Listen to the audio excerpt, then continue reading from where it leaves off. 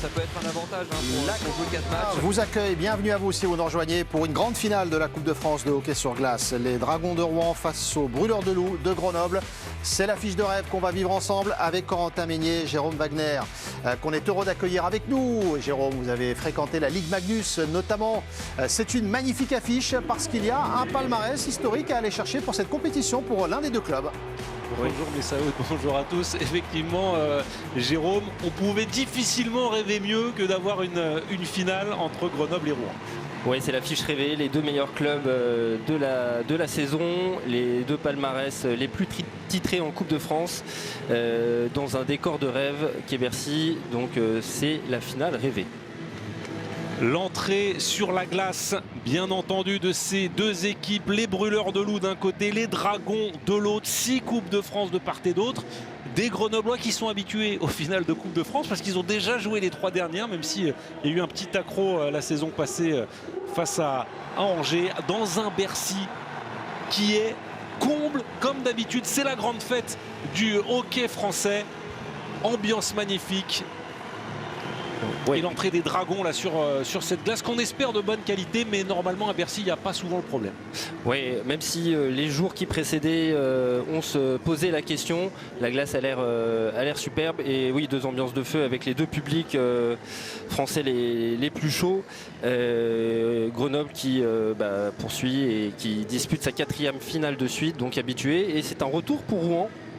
Qui n'avait pas connu cette glace depuis 2020 et pas de titre de Coupe de France depuis 2016.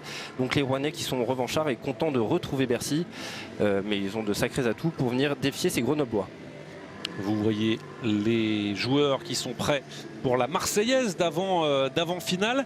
À droite de votre écran, parce que c'est pas évident pour tout le monde, en maillot noir avec un peu de jaune, ce sont les Dragons de Rouen. À gauche de votre écran, ce sont les Brûleurs de Loup de Grenoble. Et on s'excuse pour les habitués du hockey français qui comprendront que pour tous les autres qui vont rejoindre les fans et le train du hockey sur glace, qui ont peut-être besoin aussi d'un peu d'explication, on est en train de le faire aussi au fur et à mesure de cette rencontre, pour essayer de comprendre un petit peu tous les enjeux.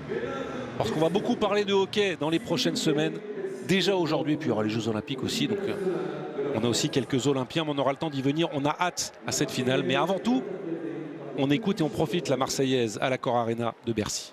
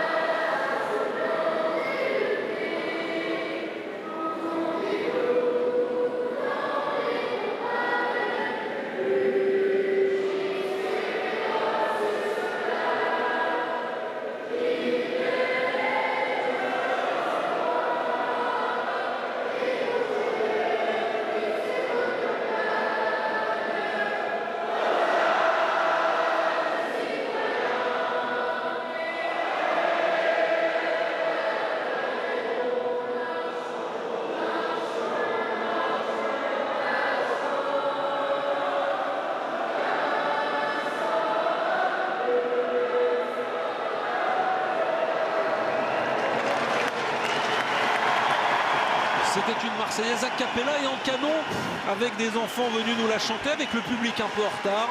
Mais c'était très bien pour nous chauffer cette ambiance. Jérôme Wagner, les Brûleurs de Loup face aux Dragons. On ne va pas faire de pronostic parce qu'on en est bien incapable.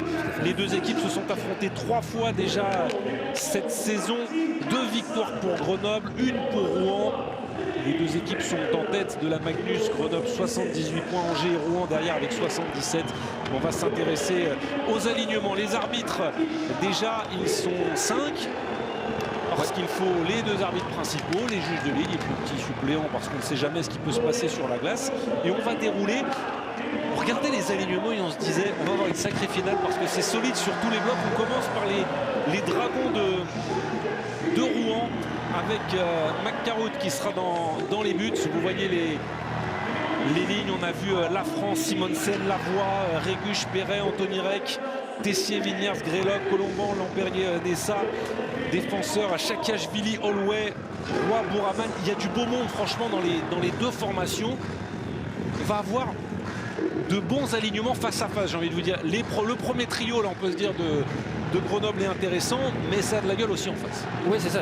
Du premier au quatrième trio, on a des atouts de part et d'autre, des joueurs qui sont capables de faire la différence avec des internationaux français, mais aussi des joueurs étrangers qui sont confirmés, qui brillent dans notre championnat depuis quelques années, que ce soit du côté de Rouen ou du côté de Grenoble.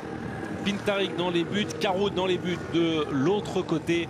Le coup d'envoi de cette finale de Coupe de France, c'est dans un instant sur la chaîne L'équipe. On fait une petite coupure et on arrive pour ne rien rater du début de cette rencontre.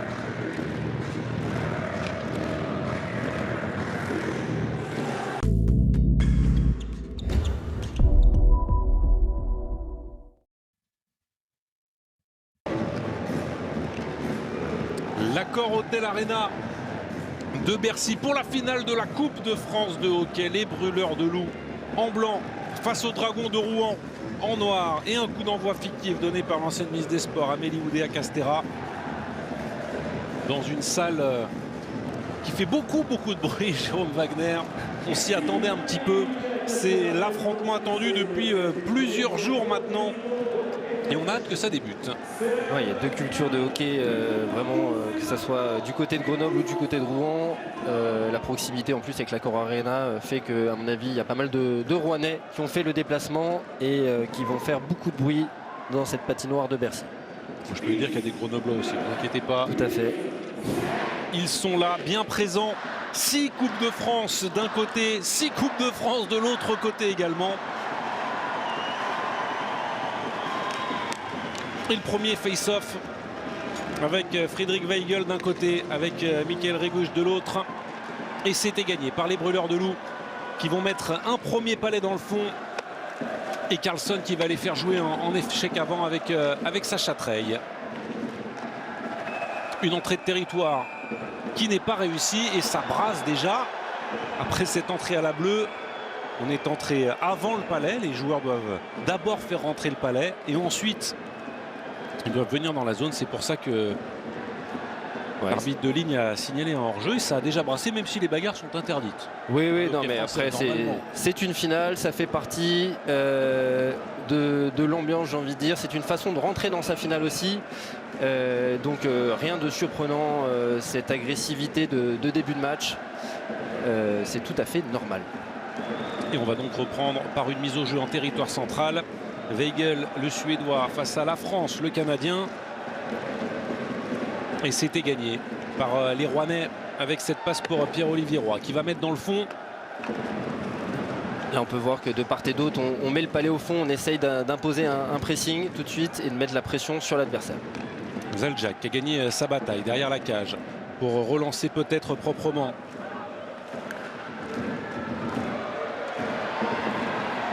Et c'est Rouen qui essaye de s'installer en territoire offensif avec Lavoie, la bonne passe de Lavoie, avec le premier lancé, le super barret de la part de Pintarik face à Pierre-Olivier Roy. Ça va revenir devant et l'ouverture du score après moins d'une minute pour les Dragons de Rouen avec ce puck qui traînait. Je crois que c'est Lavoie qui est venu compléter le jeu de Chakashvili. C'est la France finalement qui le touche en dernier. Ils ont bourdonné, ils ont mis la pression dans cette première minute, Jérôme. Et ils vont ouvrir le score très tôt dans cette finale. Oui, avec cette action, avec Roy qui rentre tout de suite et Simonsen qui trouve la voie et la France qui est au deuxième poteau.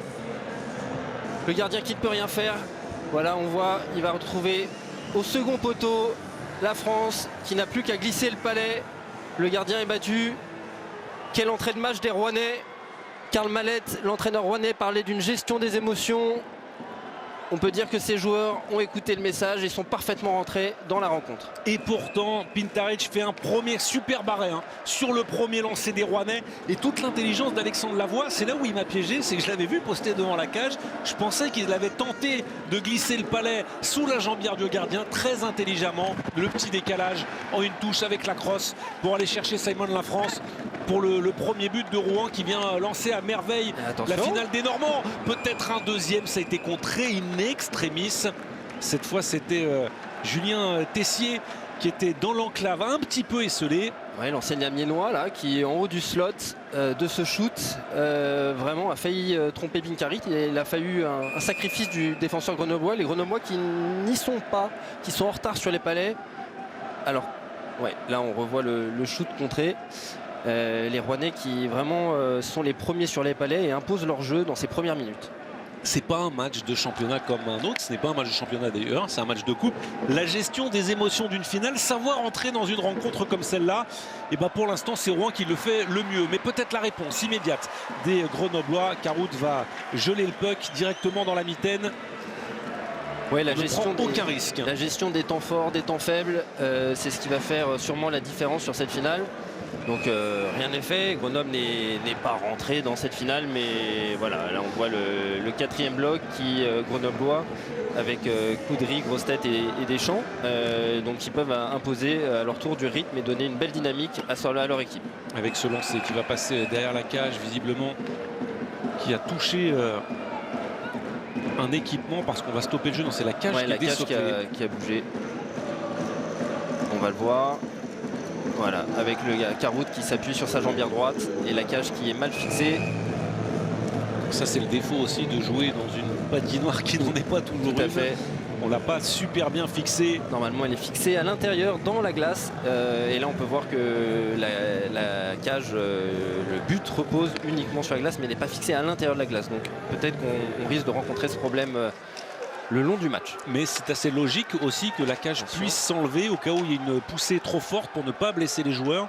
Qu'elle ne s'enlève pas non plus normalement avec une simple poussée de gardien. Et le jeu a pu reprendre avec les Grenoblois qui vont donc devoir réagir. Mais un match de hockey, c'est très long. Il faut savoir bien gérer son début. Rouen l'a fait. Mais il reste beaucoup de temps pour revenir. 3 périodes de 20 minutes pour disputer une rencontre. Florian Chakashvili qui va relancer l'attaque des Dragons. Mettre dans le fond comme d'habitude pour ensuite aller mettre la pression. Et encore en position de hors-jeu, il y avait quelqu'un dans la zone. Ouais, Simonsen qui était rentré avant le palais dans la zone offensive et c'est pour ça que l'arbitre siffle le hors-jeu. Ça c'est la ligne qui a créé le premier but. Quand on parle de ligne, on parle du trio offensif. Donc Simonsen, la France et la Bois, c'est les Canadiens avec le Français Thomas Simonsen qui réalise une superbe saison, qui ont marqué le premier but pour les Rouennais. Et le palais pour Zaliak. Attention, qui a été perdu à la bleue. Les Rouennais n'ont pas pu en profiter pour remettre ce palais à la cage. L'échec avant du trio principal de Sacha Trey, de Weigel pour essayer de récupérer en zone offensive. Attention à cette passe incertaine qui va peut-être permettre aux brûleurs de loup de mettre enfin un tir à la cage. Attention, petite glissade aussi d'une glace à appréhender pour Thomas Sorensen. Et on va encore aller tester Pintarik qui va les repousser avec le bouclier. Là, la ligne des Canadiens du côté grenoblois, donc on risque de voir pas mal de vitesse sur la glace. Là c'est Alexandre Mallet, la belle feinte de Mallet qui va redonner à la bleue pour un lancer qui a été bloqué. Mallet qui va revenir derrière la cage du gardien et qui est éloigné par Pierre-Olivier Roy. Alors, qui remet dans le fond. Non, il n'y aura pas de dégagement. Sera refusé, non. Non, le dégagement n'est pas interdit car Perret a fait l'effort. Et c'est la même situation de ce côté-là. Le Grenoblois arrive en premier devant le palais, donc le dégagement n'est pas refusé. Et le palais à la bleue avec ce bon lancer. Il n'y avait pas assez de trafic pour venir embêter Carout qui avait tout vu du début à la fin. Ouais, Crignon qui se plaint justement de ce dégagement qui n'a pas été sifflé. Mais Perret avait fait l'effort, l'attaquant rouennais, pour arriver le premier sur les palets. Il était à la lutte avec Crignon. Alors que là, on va revoir le shoot de Pierre Crignon, justement. Et la visibilité pour Carout. Donc le shoot n'était pas assez dangereux. C'est un arrêt facile pour le gardien rouennais. Mathias Bachelet qui a perdu ce face-off.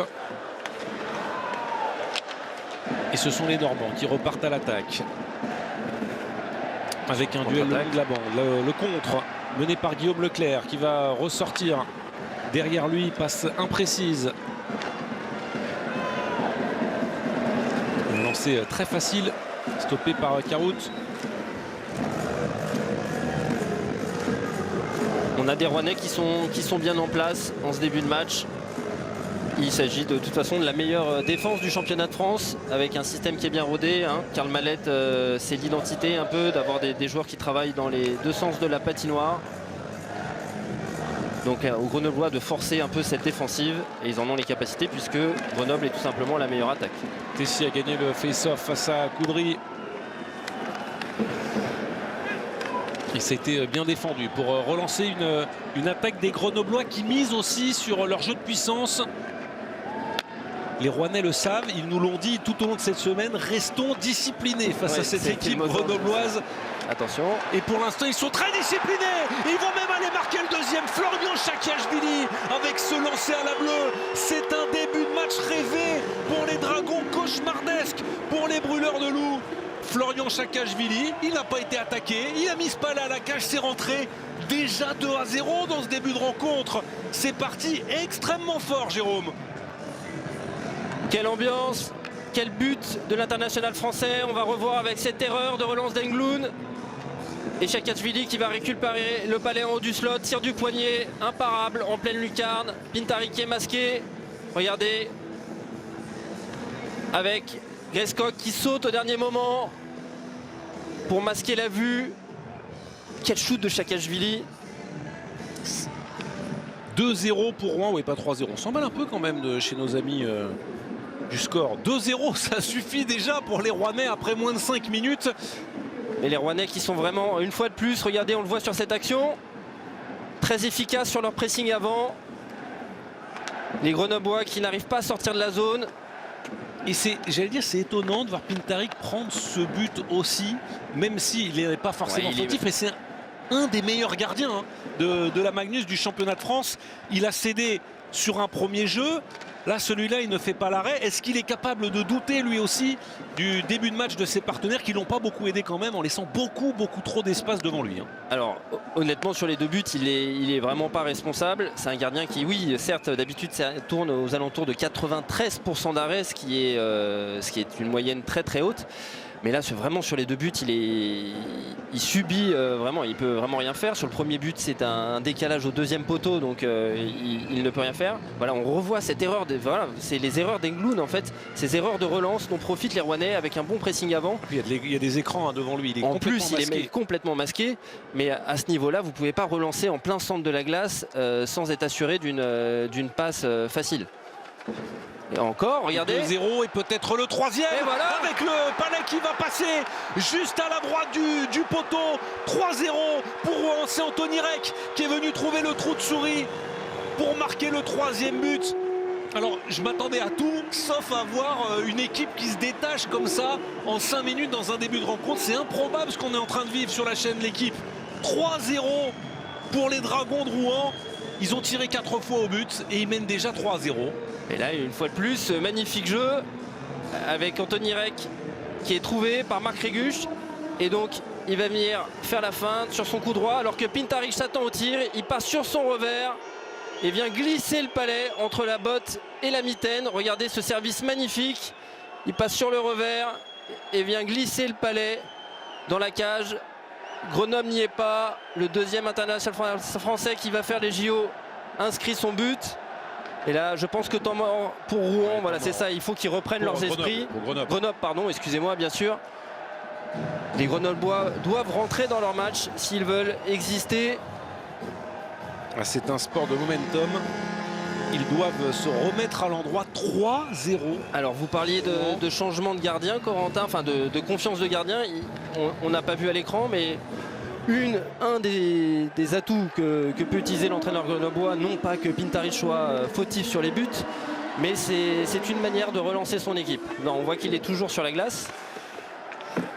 Alors là, comment les joueurs de Grenoble vont pouvoir gérer la suite de cette rencontre? Est-ce qu'on se dit, bon, bah, de toute façon, maintenant, perdu pour perdu, bah, on n'a plus de pression parce qu'on est déjà mené 3-0.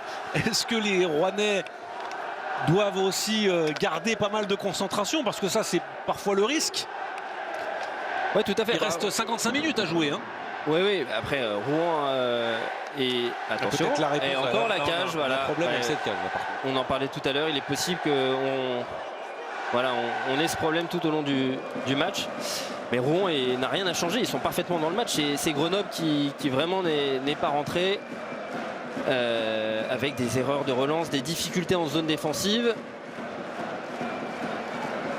On parlera peut-être de certains choix qui ont été faits dans l'effectif grenoblois, notamment en défense. Car Grenoble a un effectif pléthorique et donc ils ont laissé certains joueurs en tribune. Et je comprends l'agacement de Guillaume Leclerc. Oui, parce que c'est très facile pour le gardien dès qu'il y a une descente où il y a un petit peu d'espace, il pousse contre la cage et la cage se désocle beaucoup trop facilement. Après, c'est pas McCarroot, le gardien américain, qui est venu mettre cette cage-là. Surtout là, on a vu que peu stable. Tout à fait, Corentin. Surtout que là, on l'a vu, c'était sur son déplacement pour venir faire l'arrêt. Donc il n'y avait pas de volonté du gardien de jouer, de faire un jeu anti-sportif. Et c'était une belle réaction, une belle action pour Guillaume Leclerc, l'international français, avec ce revers. Et là on voit, ça discute avec Jérémy Rollin, l'arbitre. Mais si la cage ne peut pas être solide, ils ont beau discuter, on va essayer de refixer un peu plus dans la glace.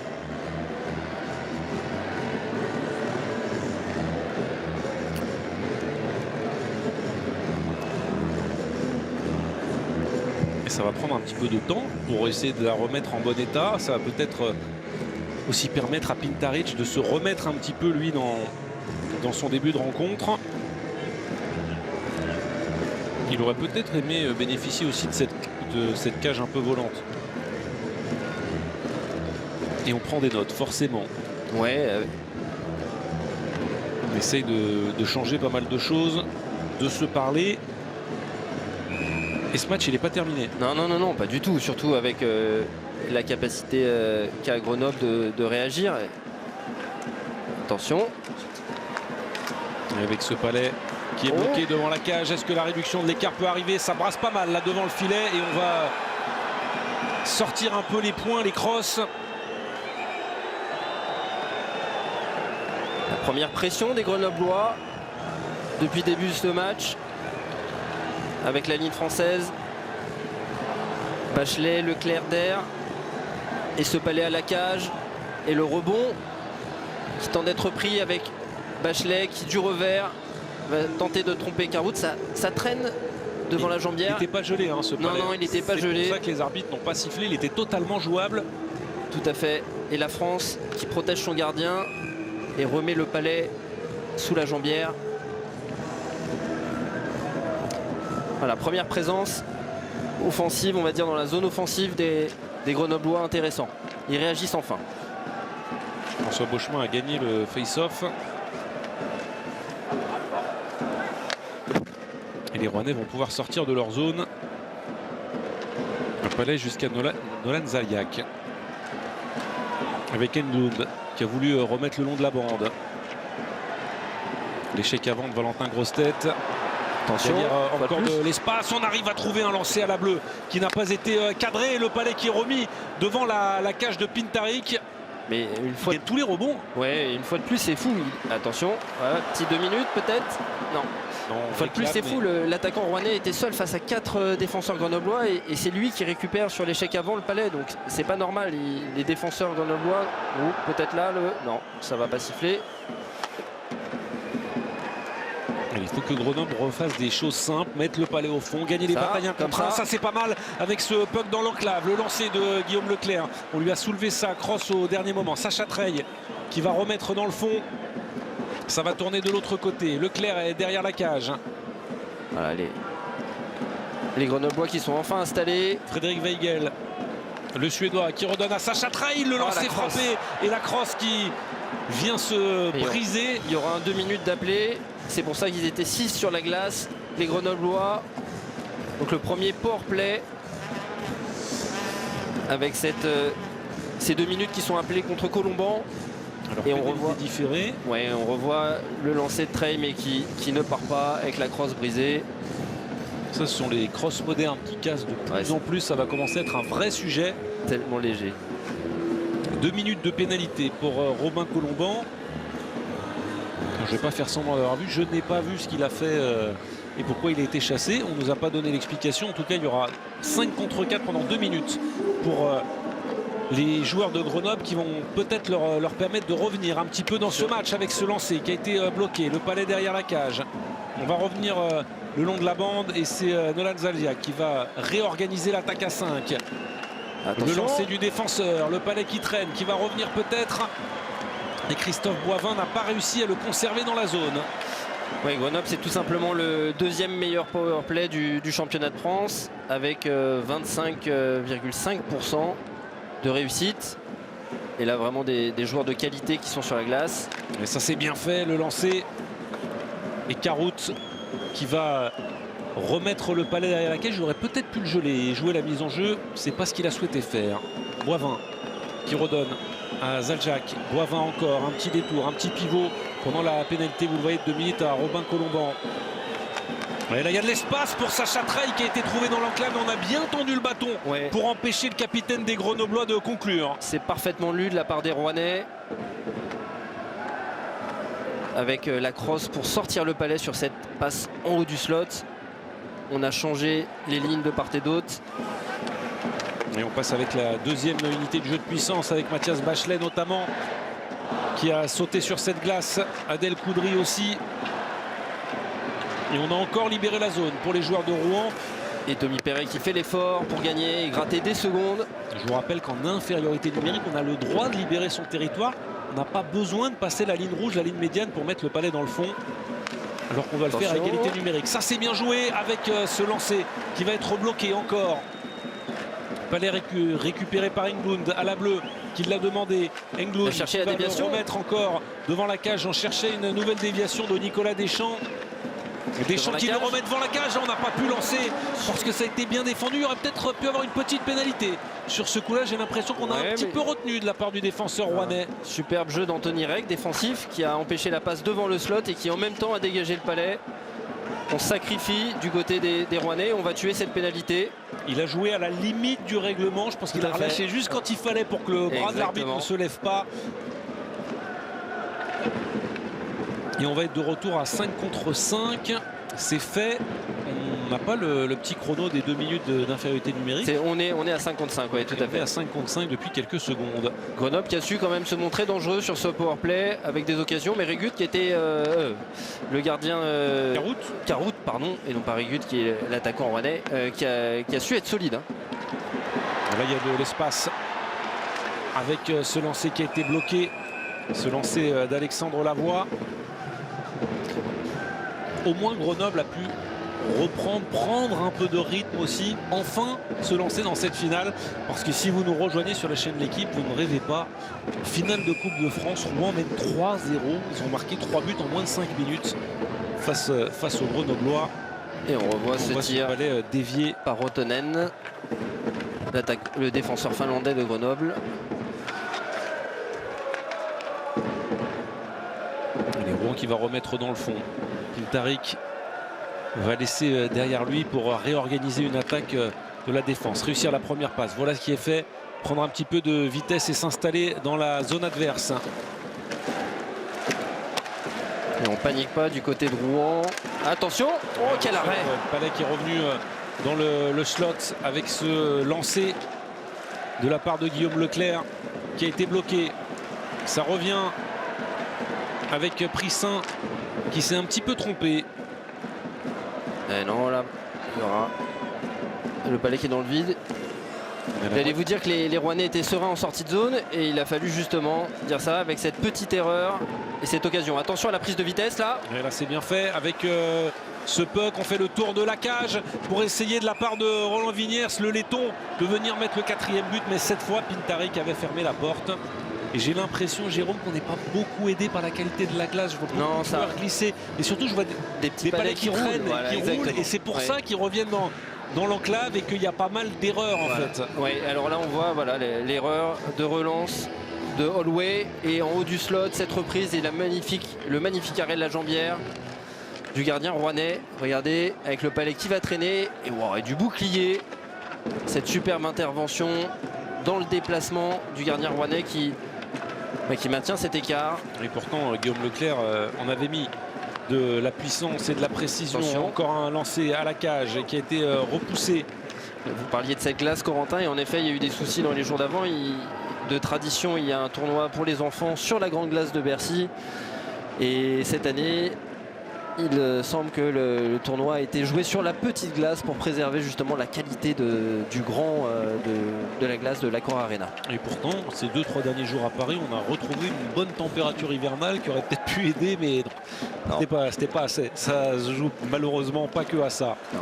Attention à cette perte de Grenoble va un palais. peu mieux et va récupérer l'entrée de territoire. On va mettre dans le fond de la part de Nicolas Deschamps qui n'a pas été suivi. On est avec le 4e trio de la part des Isérois, et derrière on patiente tranquillement pour réorganiser. Roy a donné à Florian Chakiachvili. Oui, ils ont le score de toute façon, donc aucune raison de se presser du côté rouennais.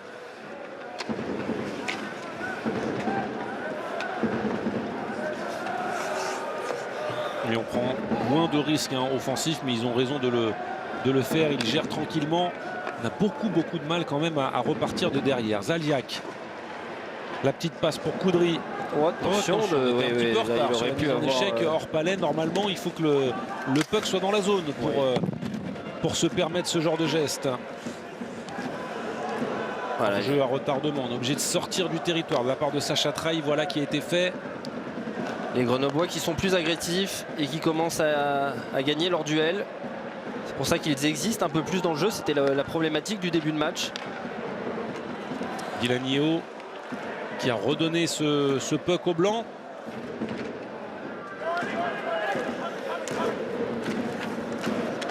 Yeo derrière sa cage. Dégagement sera pas refusé parce qu'il a freiné avec les juges de ligne qui traînaient. Mais le bon lancer, voilà là, on a tenté de la part de François Beauchemin de se servir de l'adversaire comme écran. Lancer des poignets tranquillement, capté par Caroute. C'est un beau shoot, mais les Rouennais qui sont en place défensivement, on va voir les trois, voilà, vous voyez les trois défenseurs, les trois joueurs Rouennais qui sont là et qui facilitent le travail du gardien, qui en plus ne lâche pas de rebond sur ce beau tir. Donc là, du côté de Rouennais, de toute façon, c'était une des caractéristiques, on vous l'avait dit. Karl Mallette qui insiste pour que ses joueurs travaillent dans les deux sens de la patinoire. Donc là, autant vous dire qu'ils mènent 3-0, donc ils vont sûrement pas se découvrir. Il y a un petit coup de sifflet à retardement. On est entré trop tôt dans le territoire. Ça fait sourire Anthony Reck,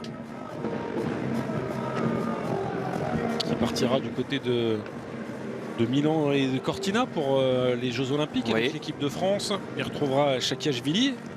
Ils feront le voyage ensemble. Il retrouvera dans le camp d'en face Sacha Traille notamment et Pierre Crinon, Aurélien Der également.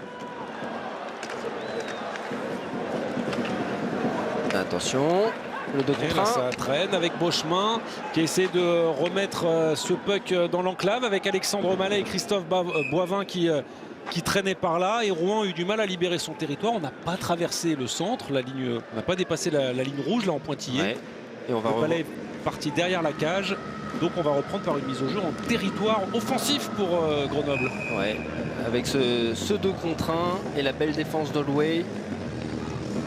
Du côté rouennais, les Grenoblois qui sont mieux et qui vont chercher, et ça peut changer complètement la dynamique du match avec un petit but avant la fin de la période. Et on ne peut pas, quand le dégagement est refusé, on ne peut pas changer ses effectifs pour la défense. Exactement. L'équipe qui est punie. Les temps de glace sont entre 1 et 2 minutes, on va dire. Peut-être 45 secondes, 1 minute 30. C'est pas mal. Quand on dépasse la minute 30, on a les jambes un petit peu brûlées. Même à ce niveau-là, 1 minute, ça commence à piquer déjà un peu plus. Alors après, si vous êtes dans une situation... Oui, tout à fait. Le font souvent. Surtout si vous êtes en situation de power play, vous avez moins d'intensité, le jeu est plus posé, donc là vous pouvez rester pratiquement 1 minute 30 voire 2 minutes pour certains joueurs. Mais quand ça joue à 55 avec l'intensité, on est plus aux alentours des 45 secondes, 1 minute. Et en effet, si vous sortez le palais en dégagement interdit, vous ne pouvez pas changer. Et donc la fatigue peut s'accumuler. Et donc le but est de bien gérer aussi son temps de glace pour aller changer au banc. C'est pas juste bien jouer le palais quand on est sur la patinoire. Parce que si vous restez trop longtemps, vous perdez en influx, en vitesse, en physique, en un peu tout. Et là, il peut y avoir danger. Et le hockey est un sport qui demande vraiment toutes ses qualités, de l'habilité, du physique et de l'intelligence de jeu. 15 minutes de jeu dans ce match, dans ce premier tiers-temps. 3-0 pour Rouen qui va peut-être essayer encore de frapper à la porte avec Gressok qui a mis ce palais à la cage.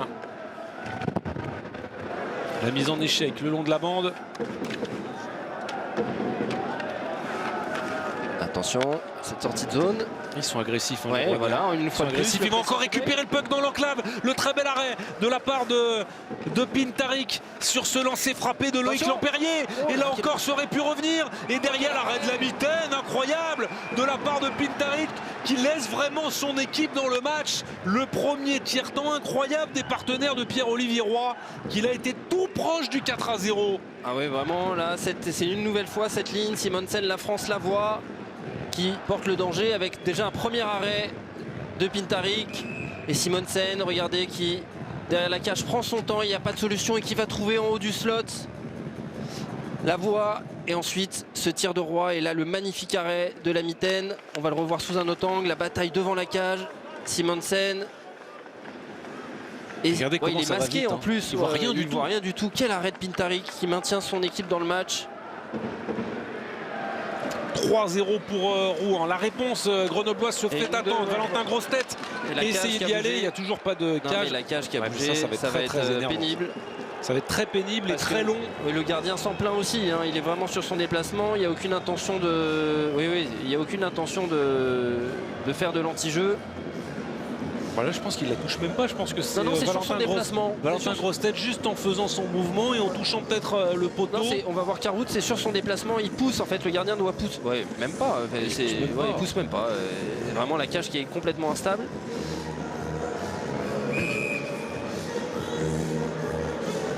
Et vraiment ce pressing rouennais qui à chaque fois on a vu, hein, les buts sont arrivés de la même manière, qui déstabilise complètement les Grenoblois.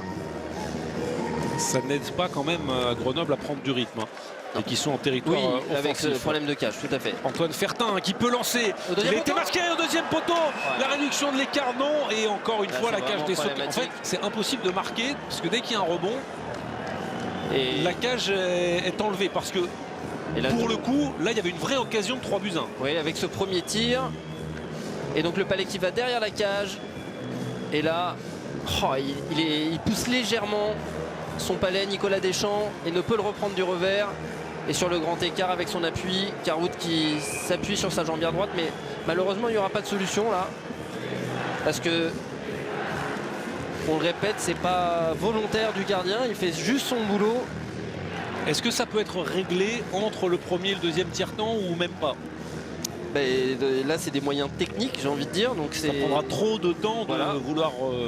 Et est-ce qu'on a les moyens techniques sur place? Je ne peux pas vous répondre. Weigel a perdu ce face-off. Et le palais qui est sorti sur le dans 2 minutes, j'ai l'impression de pénalité. Je suis pas sûr qu'il ait touché quelqu'un ici. Non, je suis pas sûr qu'il y ait 2 minutes. On va juste réengager en zone offensive. J'ai l'impression que c'est le Grenoblois demandait à ce que... En fait, parce qu'on n'a pas le droit d'envoyer directement le palais en zone défensive en tribune, mais a priori ça a été dévié. Mais en fait la question c'était de savoir si c'était Sacha Trey qui l'avait mis lui en dehors de la glace ou si c'est le Rouennais qui l'avait mis sur le banc. Donc il n'y aurait pas eu 2 minutes, mais la question était de savoir si on engageait à l'intérieur ou à l'extérieur de la zone. Tout à fait. Allez, en tout cas, les Vikings, les Dragons, comme vous voulez, derrière la cage de McCaroute, donnent beaucoup de voix. Et alors?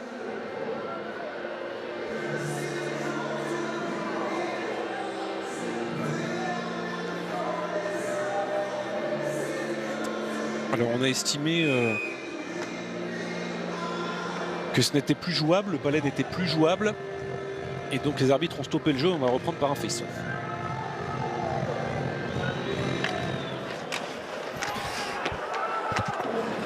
Et la mise au jeu encore gagnée par les Dragons qui vont réorganiser leur attaque avec leur pilier défensif, Florian Chakashvili.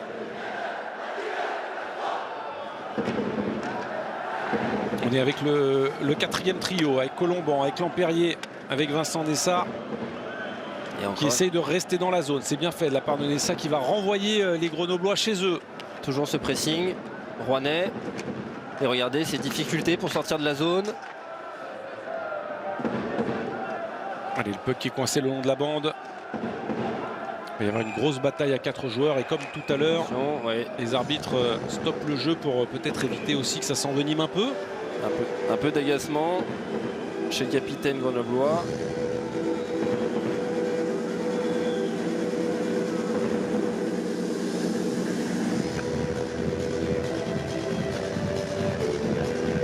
Alors, est-ce qu'on engage à l'intérieur ou à l'extérieur? À l'extérieur, il me semble, puisque c'est... Eh non, ça sera à l'intérieur, alors que c'est le Rouennais qui gelait le palais, pourtant contre la bande. Un peu d'incompréhension chez les Grenoblois.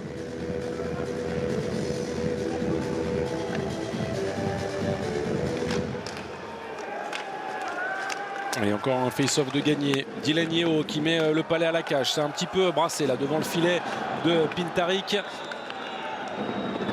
Les Grenoblois se sont fait respecter devant leur gardien. On ne voulait pas laisser la position à l'adversaire. Et Tommy Perret a encaissé le double échec. Attention. Il y a de la place pour Anthony Reck. Ah non, il s'est regardé dans le centre, mais qui l'a mis derrière lui.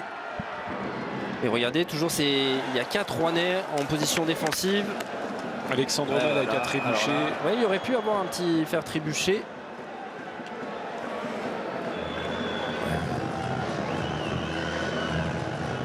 Ça va être un peu le running gag de ce match. Oui. Et c'est malheureux parce que regardez, le match trébuché, et là, bah oui, bah là. Le match perd en rythme du coup. Tout à fait, ça casse le rythme. Ça casse le rythme. Et maintenant, c'est totalement l'avantage de Rouen qui mène 3-0. Oui. Qui ne veut pas que ce match prenne beaucoup de rythme pour pas que Grenoble revienne. Ils ont fait l'essentiel du travail. Vous marquez 3 buts dans les 5 premières minutes. Forcément, ça vous va bien. Mais encore une fois, c'est pas le gardien américain qui fait exprès. C'est un défaut technique. Il n'y a aucune volonté d'anti-jeu de la part du gardien rouennais. À la période, sûrement, il y a un peu plus de temps. Donc, techniquement, on va essayer de régler ça du côté des techniciens de la patinoire. Julien Tessier face à Aurélien Der pour la mise au jeu. Qui a été remportée par le numéro 3 grenoblois. Guillaume Leclerc va essayer de récupérer derrière la cage. Avec Mathias Bachelet. Bachelet qui peut redonner à la bleue. Et on réclame à l'opposé. Vous avez vu Antoine Fertin taper... la crosse sur la glace, il avait peut-être une opportunité de lancer. Il va être servi. Le voilà servi, le numéro 27, il met le palais à la cage. Il y a eu un peu de confusion, c'est jouable pour Grenoble et c'est enlevé par la défense rouennaise qui va pouvoir s'en sortir avec Vigniers qui peut remettre pour Gressok qui a voulu retrouver Tessier juste devant le gardien là dans la zone bleue. Ouais. Et Pintaric a gelé tout ça. Une action intéressante pour les Grenoblois.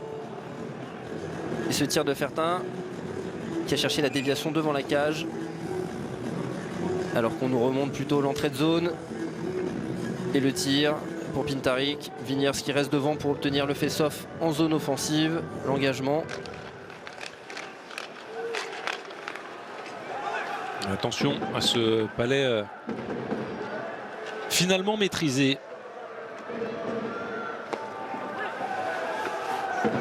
Pintaric qui remet le long de la bande. Ça, c'est bien fait. Il reste moins de 2 minutes dans ce premier tiers-temps. Et l'accélération de la part des Grenoblois et la réduction de l'écart sur cette entrée de zone de Portus Englund qui lui aussi est allé seul un peu à l'image d'ailleurs du deuxième but, du but de Saakashvili. Il a trouvé l'espace.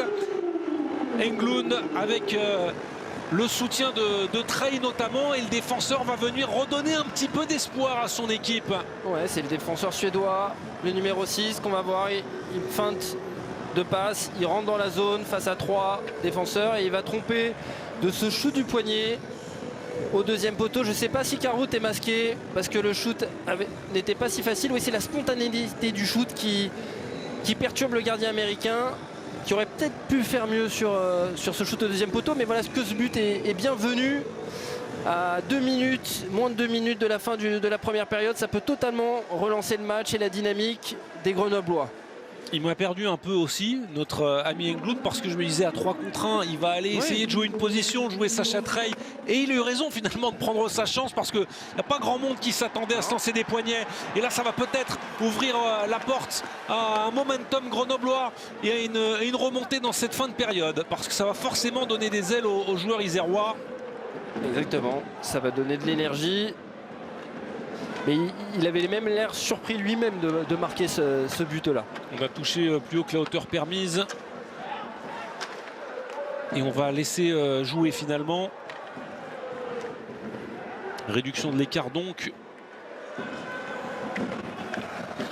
de Pontus Englund. Voilà qui va nous relancer cette finale, même si j'imagine que les supporters des Dragons qui nous regardent sur la chaîne de l'équipe se seraient bien passés de ce but-là. Pour le suspense du match, c'est pas mal non plus. Vous allez vous mettre à dos les Isérois. Moi, j'ai pas de parti pris. Moi, je veux avoir du spectacle et plein de buts. Des buts, on en a déjà plein. On en a déjà 4. On a déjà 4, c'est déjà bien. Mais on n'est pas contre en prendre d'autres. Avec cette petite passe du revers de la part de François Bochemin qui a été un petit peu imprécise. Alexandre Mallet qui va pouvoir redonner devant lui avec Christophe Boivin. Boivin, la petite feinte, le lancer, l'arrêt de la jambière. Oh, il était difficile celui-là de la part de Carout. Le lancer ras la glace de la part de Christophe Boivin. On n'est pas passé loin du 3-2. Non, on n'est pas passé loin. Et Mallet qui était au deuxième poteau, qui a failli prendre ce rebond. Cette ligne québécoise qui s'est montrée dangereuse et qui a su mettre de la vitesse. Chose qui manque un peu depuis le début du match. Vraiment une belle action pour les Grenoblois. Et Chakashvili intelligemment lui a joué le chrono, a mis le long de la bande pour libérer la zone. Il reste quelques secondes après une passionnante première période, après 20 minutes. C'est Rouen qui mène 3-1 face à Grenoble dans cette finale de la Coupe de France qu'on suit ensemble sur la chaîne L'équipe. Et on se retrouve dans un instant pour vivre le deuxième tiers-temps.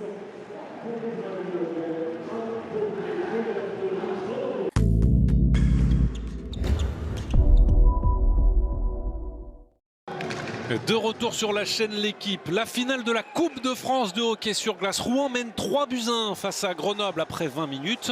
Petit faux départ pour ce deuxième tiers-temps, Jérôme Wagner, où Rouen avait démarré très fort. Grenoble a réussi à revenir en fin de premier tiers-temps. Ça nous relance un peu le suspense de ce match. Ouais, quelle première période de Rouen qui a su parfaitement rentrer dans son match avec un pressing avant qui a perturbé les relances grenobloises et ils ont exploité les erreurs et su mener 3-0.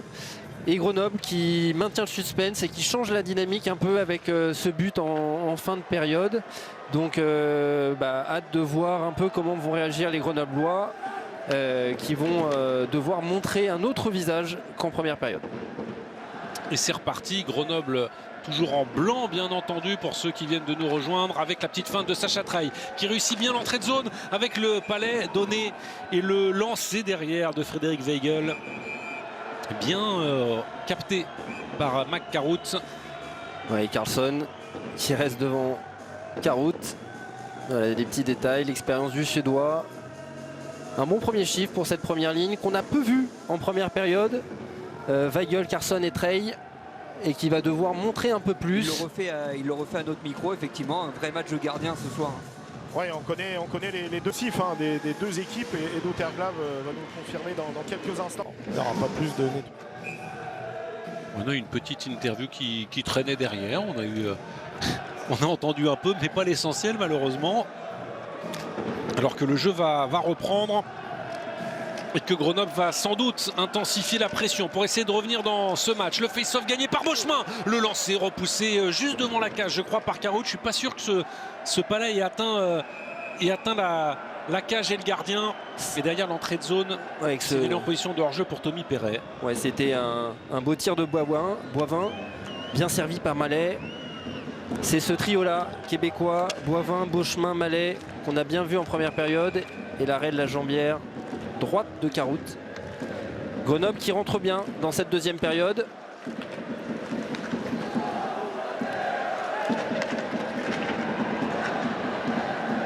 Et l'entrée de territoire de François Bochemin qui a été pris par Chakashvili. Tommy Perret qui va perdre le puck à son tour.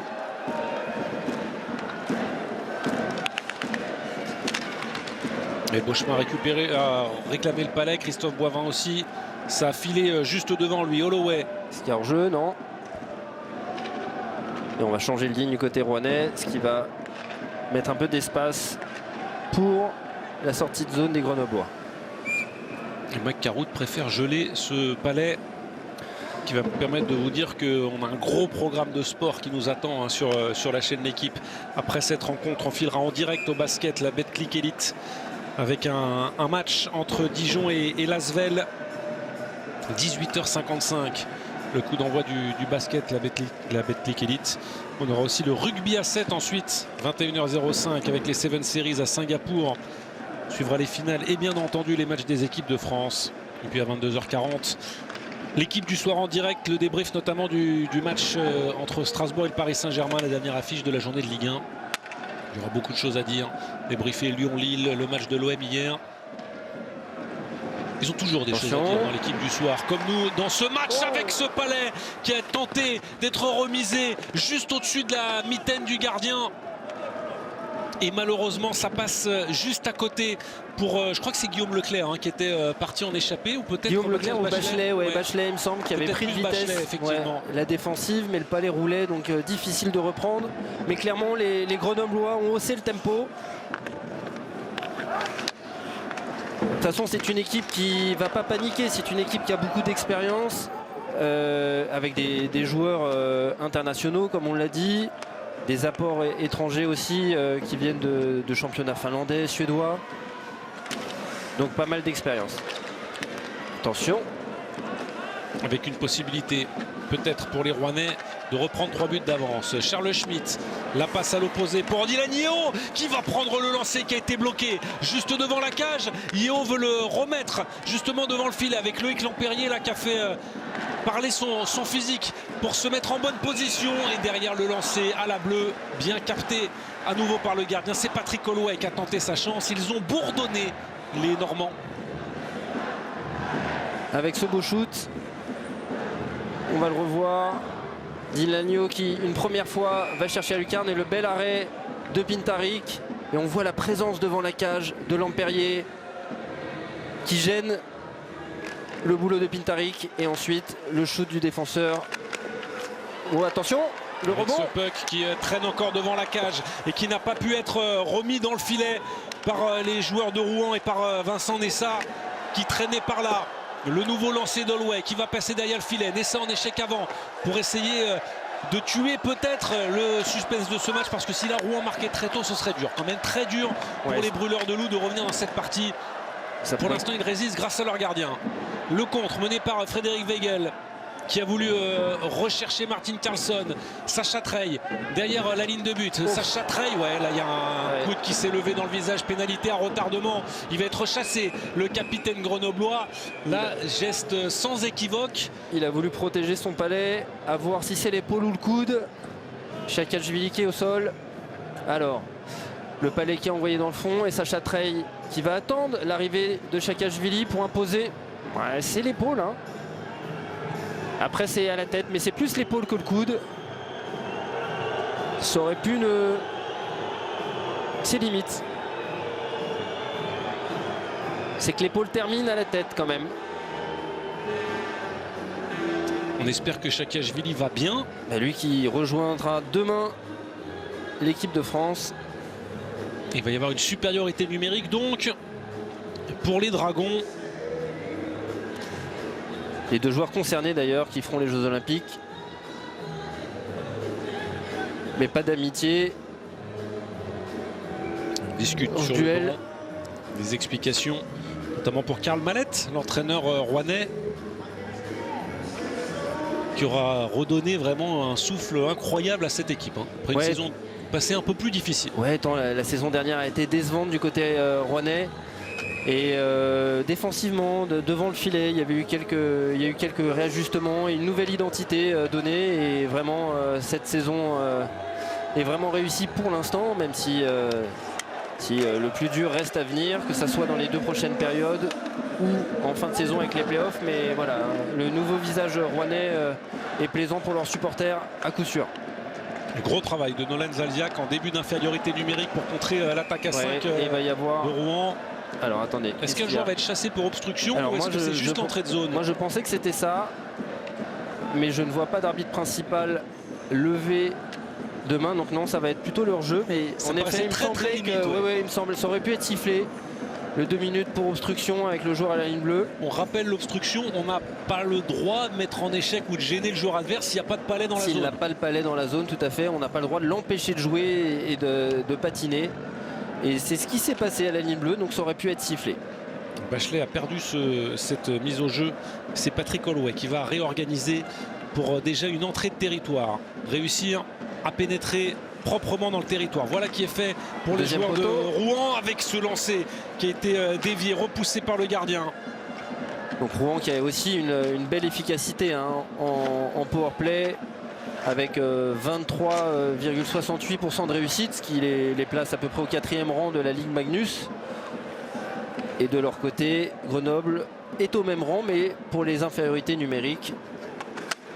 Et puis il y a des joueurs de talent sur cette glace du côté de Rouen. Mais là, Grenoble fait plutôt le boulot avec le Suédois Carlson qui gèle le palais au fond de la zone. Et ça c'est bien, quand votre attaquant, vous êtes en infériorité numérique, il gagne du temps, beaucoup de temps. On a déjà tué 1 minute 10 à cette supériorité numérique et Simon Lafrance va redonner derrière. Peut-être on appelle un changement de ligne. Holloway. Là, on avait du côté des Grenoblois deux attaquants suédois, Weigel et Carlson, qui sont un peu des spécialistes vraiment avec cette culture défensive et qui ont su déjà faire gagner 1 minute 30 quasiment à cette pénalité. Chase Gressok. Gressok qui va donner à l'opposé. Ça c'est une bonne passe. Là il y a du monde. Aussi ça s'est ouvert. Il y avait Tommy Perret qui aurait peut-être pu prendre ce rebond sur ce lancer pris à la bleue. Qui a dévié je crois sur un panneau plus haut. On va reprendre par une mise au jeu en territoire offensif pour les Rouennais. Les Rouennais qui n'ont pas su vraiment installer leur jeu de puissance sur ces 2 minutes.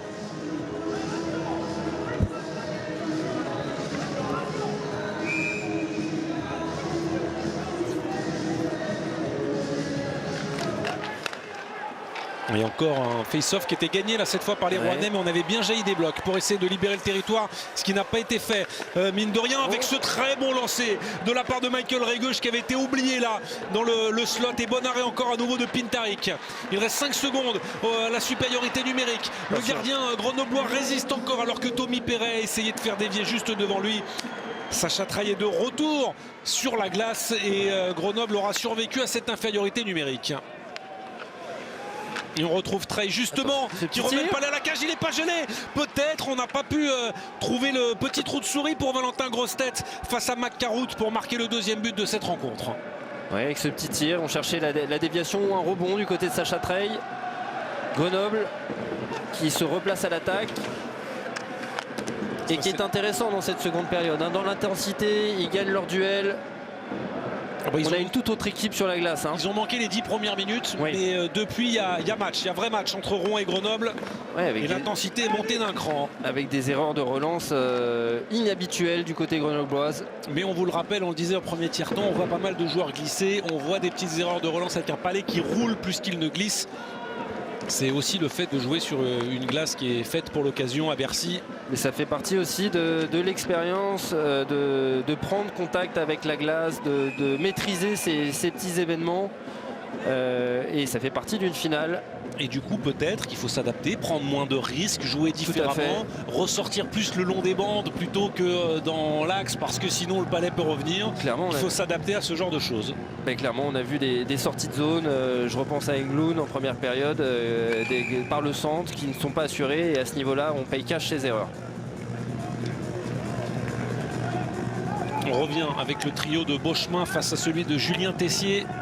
C'est clairement le trio grenoblois le plus dangereux.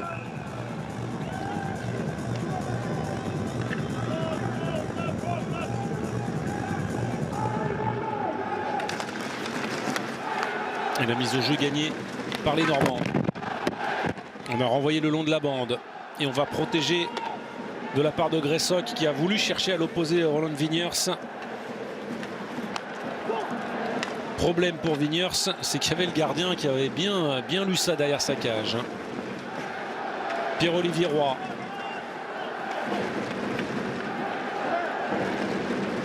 Avec Gressok. Ça sera un dégagement interdit, non? Non, on n'a pas levé le bras de la part des arbitres. On va le tolérer, ce dégagement-là. Axel Prissin qui peut relancer avec Christophe Boivin. L'entrée de territoire, le petite feinte. Il s'est feinté lui-même. Le numéro 94. Et là, il y a une échappée pour aller marquer le 4e but pour Rouen. Et le but qui est marqué par Anthony Reck, le doublé. Ça fait 4-1 pour les Rouennais. On avait oublié Anthony Reck dans le dos de la défense. Et là, ça commence à piquer. Oui, ça part d'un palais perdu à la ligne bleue par l'attaquant grenoblois. Et cette relance, c'est Anthony Reck qui va venir crucifier au-dessus de la mitaine Mathias Pintarik. On va le voir, il le fixe. Et il va glisser le palais au-dessus de la mitaine, 4-1. Rouen qui se détache et on peut voir cette magnifique relance sur cette perte de palais. Il va tout de suite trouver l'international français à la 2e ligne bleue. Anthony Reck qui vient fêter devant ses supporters. Et Rouen qui reprend ses 3 buts d'avance. Ça commence quand même à sentir bon. On dit souvent que les buts importants en hockey sur glace sont les buts du 2-1 ou du 3-0, des multiples de 3. Tout à fait. 4-1, le prochain but va être extrêmement important, vous l'aurez compris. Si Rouen le marque, je pense qu'on n'a plus de match. Oui, après le hockey sur glace est un sport où tout peut très très vite basculer.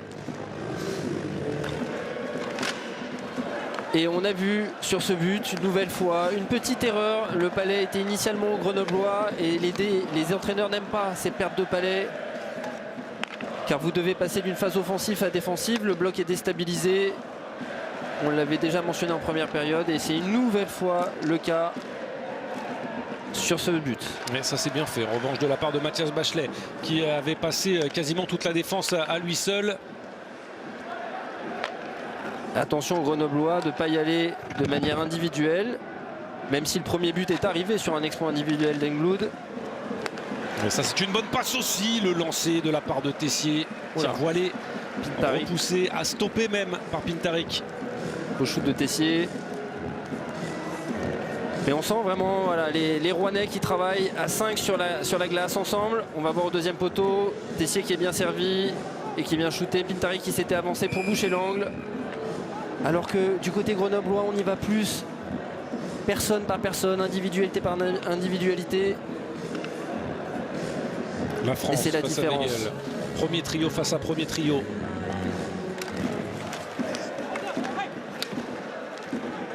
La défense grenobloise qui peut libérer sa zone.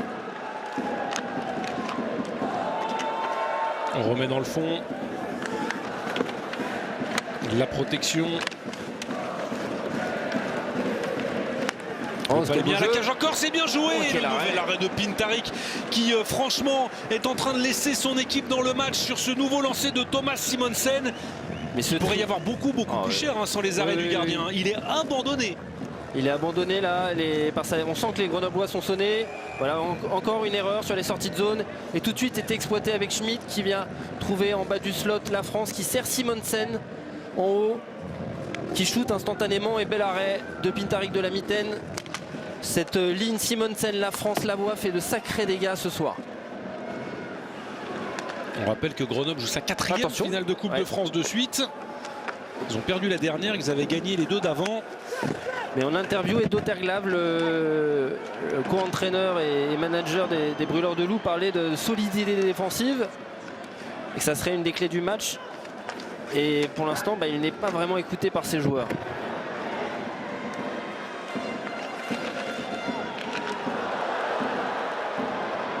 Attention en jeu, non. Non, on a réussi à rentrer dans la zone de la part de Coudry, qui va néanmoins appeler un changement de ligne. Et la mise en échec. Pour mettre un peu de pression offensive et récupérer Nicolas Deschamps. Deschamps qui peut donner à la bleue avec Prissan. Le tir qui a été bloqué par un défenseur de Rouen. Le tir de Pierre Crinon. Un beau sacrifice.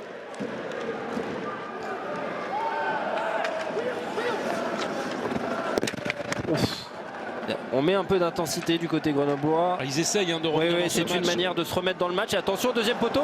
C'était une belle passe qui n'a pas pu être déviée malheureusement pour les Normands. Le lancer de Mallet bloqué. C'était Boivin, pardon. Et attention à ce petit geste de Beauchemin. Ouais, Le défenseur, le rec qui était devant la cage. C'était pas cool quand même. Je pense que du côté des arbitres, on va mettre les deux en prison pour calmer.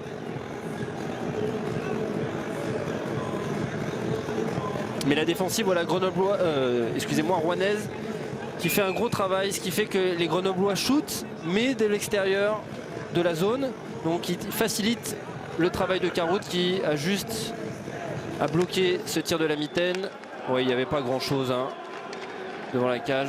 La bonne nouvelle, c'est que la cage semble tenir par rapport au premier tiers-temps. Alors après, certains diront oui, mais ça a bénéficié à Rouen pendant un peu plus de 20 minutes.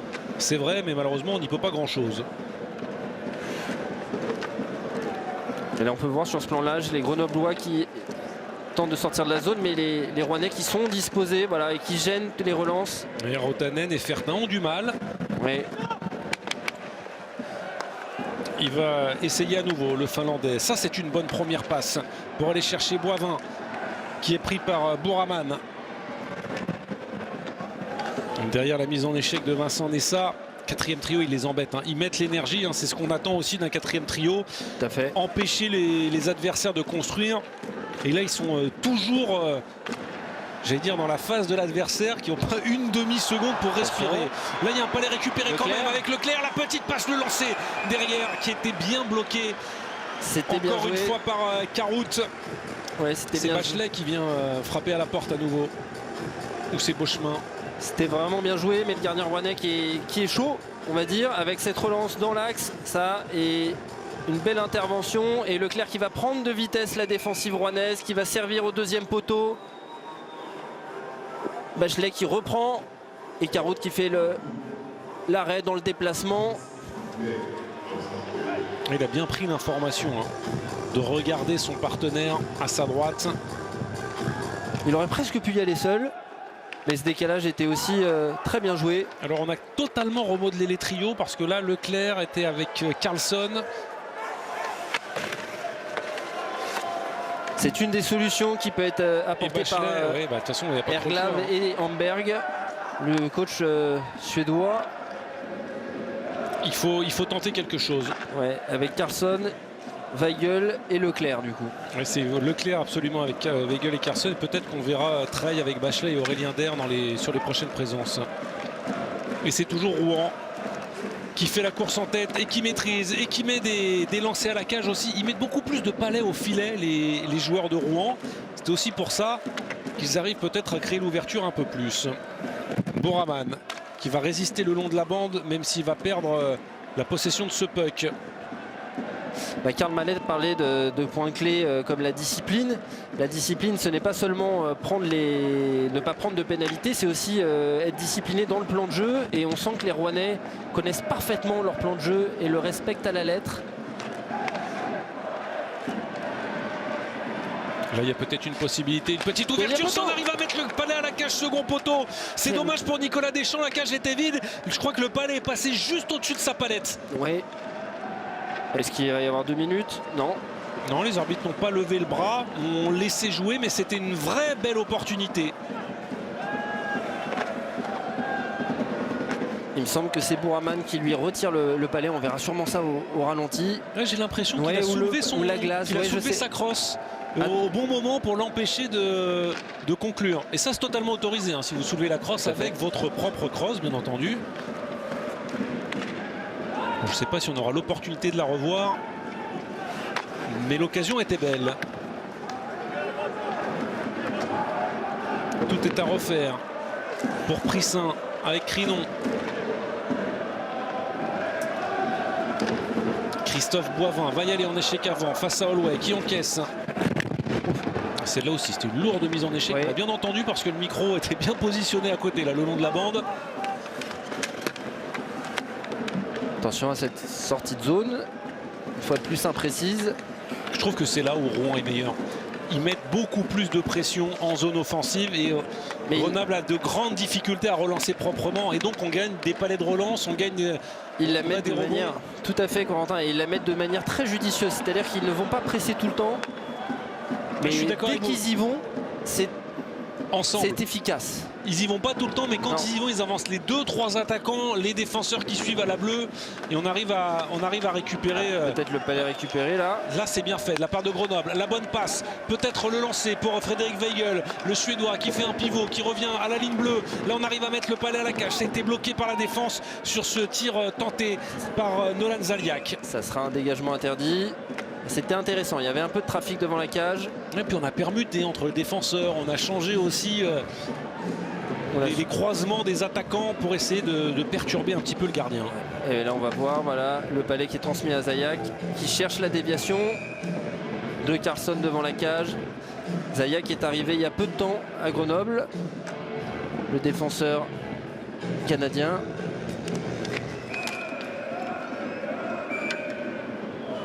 Il y a eu des changements à Grenoble récemment, avec le départ de Biner, du Berkheim et l'arrivée de Zayak et deux autres joueurs qui sont en tribune, Matima et Kulbis.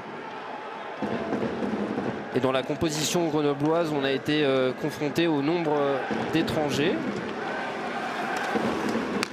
Et il y a des choix qui ont été faits. Peut-être de l'espace pour Nicolas Deschamps qui a voulu faire le tour de la cage, qui va ressortir avec Zayak à la bleue. Et là il y a un 2 contre 1 qui s'ouvre pour Rouen avec cette accélération, ce lancer de la part de Loïc Lampérier. Le palais qui est toujours en vie, qui revient devant la cage parce que Vincent Nessa l'avait très bien remis pour son numéro 27. Et vous parliez, Corentin, de cette quatrième ligne qui ne fait pas que mettre de l'énergie mais qui est dangereuse aussi. Ils font un super match. Ouais. J'ai l'impression que Colomban, Nessa, Lampérier, là, dans ce deuxième tiers-temps, je ne vais pas dire qu'on ne voit que, mais toutes leurs présences sont bonnes. Et là encore, on va remettre le palais devant. Regardez les Grenoblois qui sont un peu groggy, un peu dépassés en zone défensive. Et là, avec Aurélien Der qui dégage. La mauvaise passe de Bouraman va leur donner un petit peu d'air. Ouais, ça va permettre de changer de ligne notamment.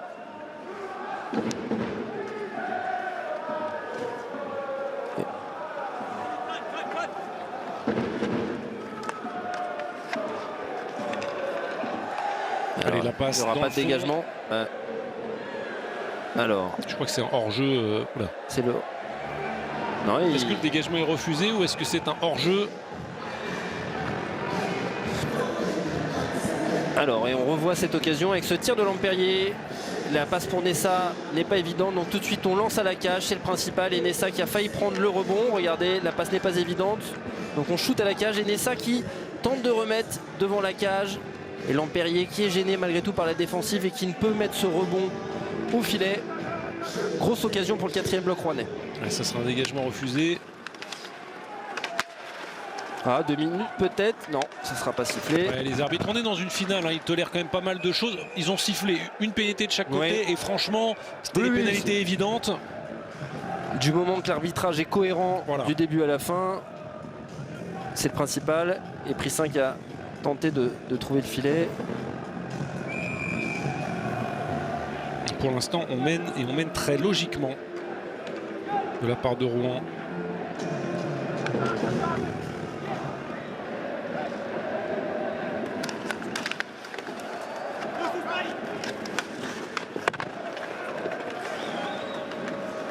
Beau travail de Sacha Treille. Ouais, Sacha Treille qui va réussir peut-être à se donner un petit peu d'espace. Bachelet qui a voulu récupérer et c'est le contre mené encore par les Noirs et Jaunes. Et on fait ce qu'on fait si bien depuis tout à l'heure avec Gustave Bouraman. Alors là, on prend la zone et on se sert de la bande pour mettre le palais derrière la cage. Et il reste un peu plus de 4 minutes maintenant dans ce deuxième tiers-temps.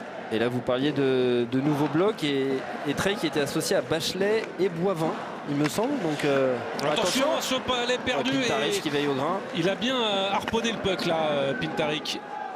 Donc oui, on cherche vraiment des solutions du côté grenoblois.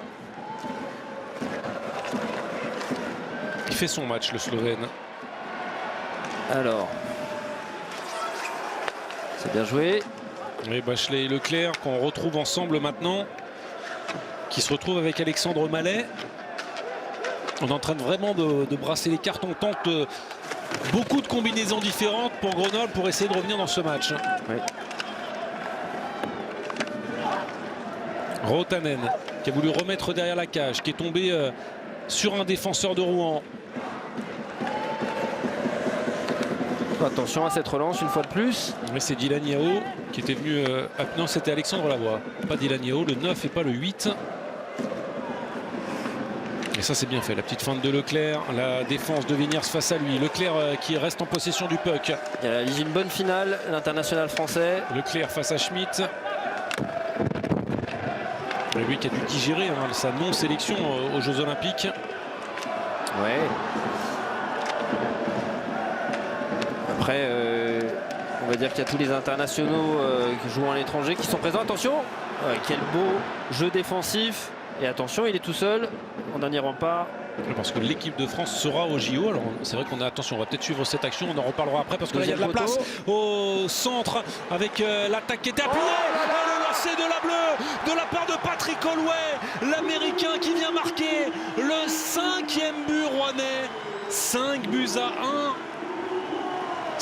Oui, c'est pas le 2, c'est le 8, c'est Dylan Yeo. J'y vais sur les numéros de maillot et parfois, c'est vrai, vous avez raison Jérôme de le montrer. C'est Yeo. Vous voyez comment les maillots ils sont un petit peu... c'est difficile, il est rentré. Comme ça, et j'avais l'impression qu'on avait sur la glace Holloway et on avait effectivement un changement de ligne. Ouais, Deschamps qui essaye d'interrompre ce 2 contre 1. Ouais, il est magnifique. Et le palais est en haut du slot. Rien à faire pour Pintaric qui est masqué. Yeo qui, d'un slap shot, vient trouver la lucarne. Avec ce back check de Deschamps, mais qui ne peut que repousser le palais. Et Yeo qui donne cet avantage.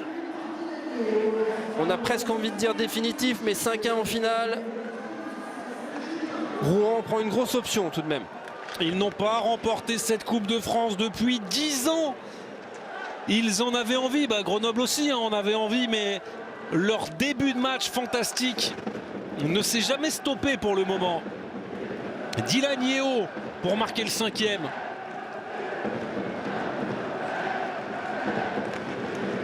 Attention.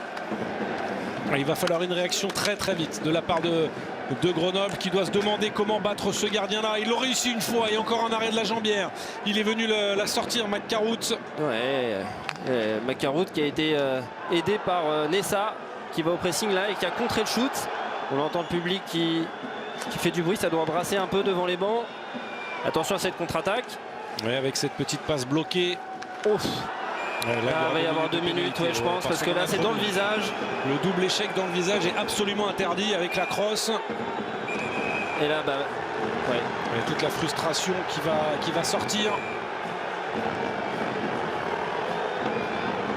Le capitaine et Crignon qui essaye de venir aux nouvelles. Alors, on va revoir ça avec la mise en échec. Je pensais qu'elle était plus au visage. Moi aussi, elle me semble plus légale sur le ralenti, la mise en échec de Dylan Yeo. Ouais, non, c'était plus impressionnant, tout à fait, Corentin. Mais c'est vrai qu'il n'a pas la crosse au niveau du visage. Non, pas du tout. Alors c'est impressionnant, les gens qui ne connaissent pas le hockey pourraient nous dire c'est quand même très dangereux. Oui, c'est dangereux, mais est-ce qu'elle n'était pas finalement dans la légalité quand même? Alors il utilise légèrement sa crosse, c'est ce qui peut être pénalisable éventuellement, mais c'est vrai qu'en temps réel on aurait cru que cette charge était au visage, mais elle est plus impressionnante qu'autre chose.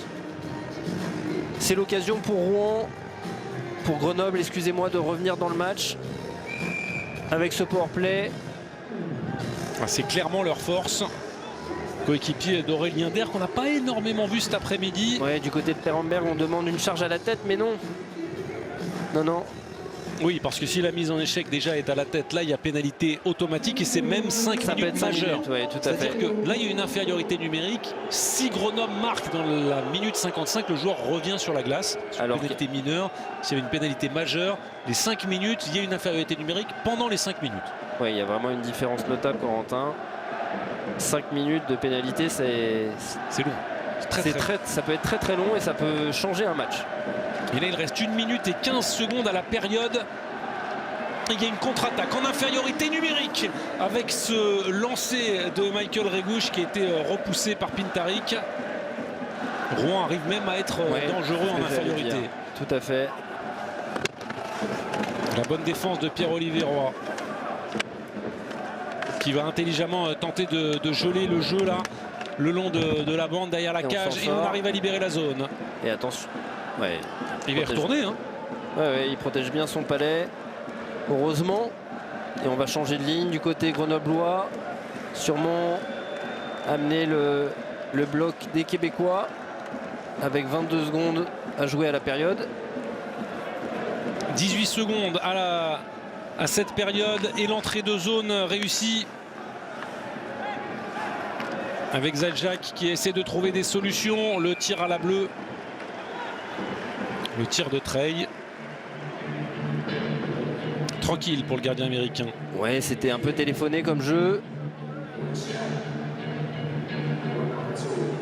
On va voir avec ce shoot en haut du slot. Caroute qui n'est pas masqué. Et le palais qui vient sur lui. Il a tout le mérite de ne pas laisser de rebond. La mise au jeu et le lancer direct. Il ne restait plus beaucoup de temps à la période. Et alors, c'est terminé pour ce deuxième tiers-temps. Rouen mène 5-1 et après une sérieuse option pour remporter cette Coupe de France. Le troisième tiers dans un instant sur la chaîne de l'équipe.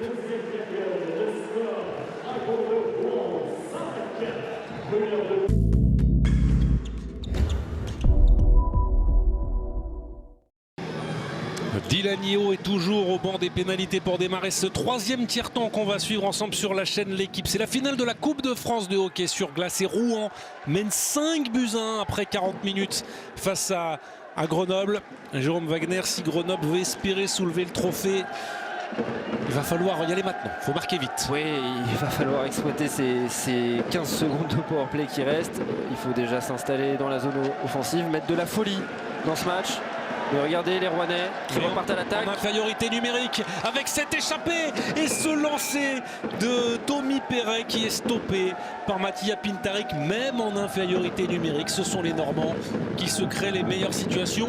On va pas se mentir, ils ont une main et 4 doigts déjà sur le trophée Pete la Liberté. Ce serait leur 7e sacre en Coupe de France. Ouais, avec cette superbe intervention à la ligne bleue et cette contre-attaque de Tommy Perret qui vient trouver la mitaine de Pintaric. Grenoble va devoir vraiment trouver des solutions, mettre de la folie. Il va falloir que ce match ne soit plus rationnel pour pouvoir revenir. Mais face à eux, vraiment, ils ont une équipe rouennaise qui a un plan de match en tête et une solidité défensive. On le répète, c'est la meilleure défense du championnat. Et ils récitent parfaitement leur partition cet après-midi à l'Accor Arena. Allez, un palais à la ligne bleue pour les Grenoblois en blanc si vous nous rejoignez sur la chaîne L'équipe. On peut se dire que 5-1 c'est terminé. Normalement c'est une bonne option, mais en hockey sur glace ça peut aller assez vite. Souvent les entraîneurs nous disent dans ce genre de situation, on dit à nos joueurs un but par tranche de 5 minutes, ce qui n'est pas totalement infaisable. Ne pas se projeter trop loin, c'est déjà mettre de l'action, mettre des palais à la cage et on ne sait jamais. Bah, clairement, s'il pense à cet écart de but, il faut penser but par but du côté grenoblois et vraiment y croire. La dynamique peut changer, le momentum peut changer au cours d'un match, mais il va falloir ne pas trop tarder pour mettre ce deuxième but. Et pour l'instant, Rouen intelligemment libère sa zone, pas de dégagement interdit et défend bien son avance de 4 buts. Le puck pour Caroute derrière sa cage qui va repartir par la bande. Et le petit jeu intelligent de la part de Gressok qui a donné un petit peu d'espace à ses compagnons de trio. Pierre-Olivier Roy qui remet derrière la cage. Michael Régouche va y aller en échec avant, même si le puck reste en possession des Blancs. L'entrée de territoire est manquée. Ce sera là pour le coup un dégagement refusé au brûleur de loup. Il y aura une mise au jeu en territoire défensif pour Grenoble. Il y a de l'ambiance à l'Accor Hotel Arena de Bercy. Ils sont venus en nombre les Normands. Et les Grenoblois aussi qui essayent de garder le sourire, mais c'est pas facile pour tout le monde. Deux des plus gros clubs français, on vous le rappelle aussi, c'est un peu un classique, un Rouen-Grenoble. Deux équipes qu'on retrouvera aussi pour la Coupe Magnus sans doute en fin de saison. Ils en seront pas loin l'un ou l'autre. Il y a Angers qui est très bien parti également en championnat. Ouais, c'est vraiment les 3 favoris qui se dégagent pour le titre cette saison en Ligue Magnus. Et Rouen va réorganiser son attaque derrière la cage. Il y a 2 jours, on a eu une belle affiche d'ailleurs entre Grenoble et Angers.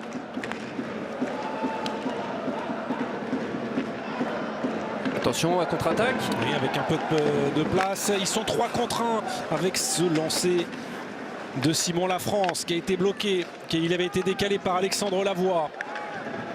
Qui fait mal ce trio, Lafrance, Lavoie, Simonsen. Il a été brillant cet après-midi. Il y a celui-là, il y a le 4e trio que j'ai trouvé très très bon aussi pour le moment du côté de Rouen. Dans un registre différent. Mais ce trio rouennais avec notamment Simonsen et qui a vraiment des mains magnifiques qui renaît cette saison après une saison un peu plus compliquée l'année dernière. Et on sent qu'il s'épanouit avec l'entraîneur Karl Marlet cette année. Il a d'ailleurs retrouvé l'équipe de France lors d'un groupement. Il ne fera certes pas les JO, mais il réalise vraiment une bonne saison, le Français. Et Anthony Reck qui était encore venu embêter les Grenoblois et qui avait failli s'échapper. Lui aussi fait un très très bon match, le numéro 18. Allez, il faut que Grenoble nous mette un peu plus de conviction. Ah, peut-être là. Et là, il y a un beau mouvement avec Treille. Treille en pivot, il n'a pas pu trouver de partenaire devant la cage. Treille va remettre dans le fond. Et c'est Pierre-Olivier Roy qui se saisit du puck, qui veut le relancer par la bande. Chose qui est réussie avec Anthony Reck. La bonne place de Reck pour Régouche. Régouche, la petite feinte. Derrière, il a voulu mettre le puck à la cage. Il était repris par les défenseurs grenoblois qui sont bien revenus. Mais tous les mouvements semblent plus fluides pour les Dragons. Ça, les jambes sont du côté rouennaise et surtout on arrive à se trouver, on est précis dans les jeux, dans les transitions et on a l'impression qu'on n'y est plus trop du côté grenoblois. On attendait une réaction sur ce début de tiers, ils ont du mal à rentrer à part des exploits un peu individuels. Là c'est une réception difficile pour Guillaume Leclerc qui a voulu redonner à l'opposé. Là peut-être il faut lancer, oh la passe de trop. Peut-être aussi ça la différence entre les deux, on cherche le jeu parfait, on force un peu à Grenoble alors que Rouen on met les palais devant la cage. Là c'était pour Julien Tessier, ça a été harponné par Pintarik. Schmitt avec Yeo. Et on remet dans le fond. Il ne reste plus que 15 minutes maintenant en Grenoblois.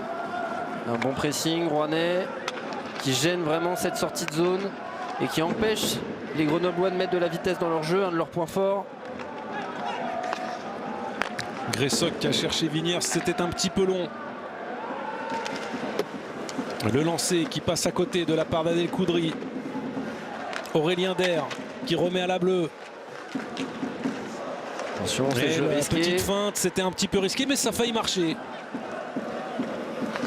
Zayak, le lancer à la bleue qui a été dévié, mais ça passe à côté. Et on peut sortir de la zone tranquillement. Ouais, c'est trop Schmitt, facile pour qui va aller même pas pousser dans le fond. Il peut même faire la passe tranquillement à la ligne bleue pour conserver la possession de ce puck. Il y a peut-être un petit 2 minutes pour faire trébucher. Les arbitres n'en semble-t-il pas lever le bras. Il n'y aura pas de pénalité. Ça semblait pas loin pourtant. Là, il n'y a pas de solution. Roy va faire tourner dans le coin, tout à fait. À l'opposé. Et c'est le chrono qui tourne. Là c'est facile. Ça c'est une belle passe, le lancer qui passe à côté. Ils auront fait ça à chaque fois très très bien. Simonsen encore une fois, on est totalement attentifs du côté de la défensive grenobloise. On laisse les Rouennais s'installer et déployer leur jeu en zone offensive. Pas, Thomas Simonsen c'est un joueur dangereux, il faudrait peut-être que je le prenne dans le slot. Non, il lui laisse tout l'espace nécessaire. Là c'est un beau lancer de la part de Valentin Grossetête qui passe juste à côté de la cage. Et il y a hors-jeu, ouais. Le palais d'abord ressorti de la zone avant de re-rentrer. Et on sent que le rythme est retombé.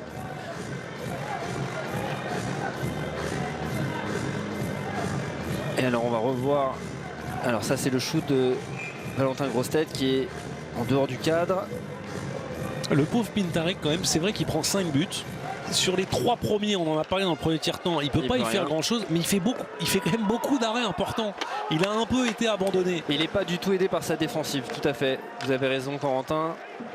Et c'est vraiment la différence avec Caroute qui lui vraiment est aidé par le système de jeu et le travail de sa défensive. Quand je dis sa défensive, c'est aussi bien les défenseurs que les attaquants. Parce que j'ai presque envie de vous dire que Caroute, il est presque plus responsable sur le seul but grenoblois que Pintarit sur les buts rouennais. Oui, parce qu'il est Pontousengloud et 1 contre 3, prend un tir voilé. Mais je pense qu'il a été surpris sur ce but-là. C'est la spontanéité du shoot, tout à fait. Le Grenoblois décide de tirer dans une zone où peut-être personne ne s'y attendait. Et là, il y a encore de l'espace. Ouais, parce que là, on arrive à des contre-attaques, à 3 contre 2, 4 contre 2 du côté rouennais. Anthony Rec, Perret qui font beaucoup de mal. Rec qui a voulu remettre le palais à la cage. Tommy Perret traînait par là, mais ça a été bloqué par la défense de Grenoble. Après, il n'y a pas beaucoup d'arrêts de jeu. Qui dit pas beaucoup d'arrêts de jeu dit qu'on se rapproche de plus en plus de lever le trophée pour Rouen. Ah, les Rouennais sont... Ouais, tout à fait. Oh, petit 2 minutes, non? Et on profite de l'ambiance.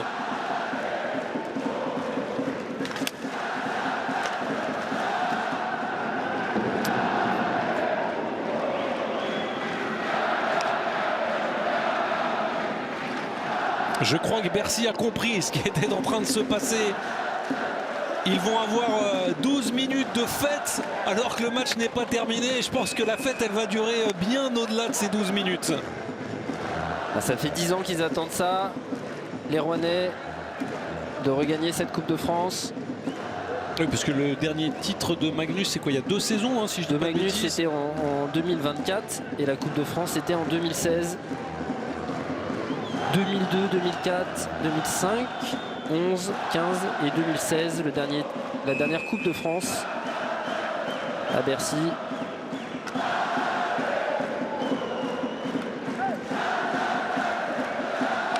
Ils l'auront construit de manière formidable avec un début de match parfait. On peut difficilement faire plus parfait que ce début de rencontre rouennais. Non, et c'est en plus, ils défendent bien depuis. Ouais. C'est leur point fort de toute façon, hein. C'est ce système défensif. Ils sont jamais pris à défaut, ils n'accordent jamais de surnom, c'est-à-dire que les Grenoblois ne se retrouvent jamais en situation de 2 contre 1, 3 contre 1, 3 contre 2. Et forcément, quand vous menez dès le début du match, vous êtes conforté dans ce plan de match.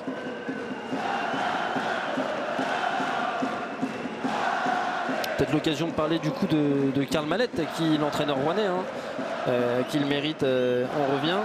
Lui qui avait connu, qui est une figure emblématique en tant que joueur de Rouen dans les années 2010 et qui est revenu cette année, qui a entraîné dans le championnat junior canadien. Et qui réalise vraiment des débuts exceptionnels avec son ancienne équipe. Et avec Thomas Simonsen qui va encore frapper à la porte et le palais n'a pas été gelé par le gardien. Si on va stopper le jeu, c'est que le sport continue, hein, sur la chaîne L'équipe. On ira très vite ensuite du côté du basket avec la Betclic Elite, 18h55. Le match entre Dijon et Lasvel.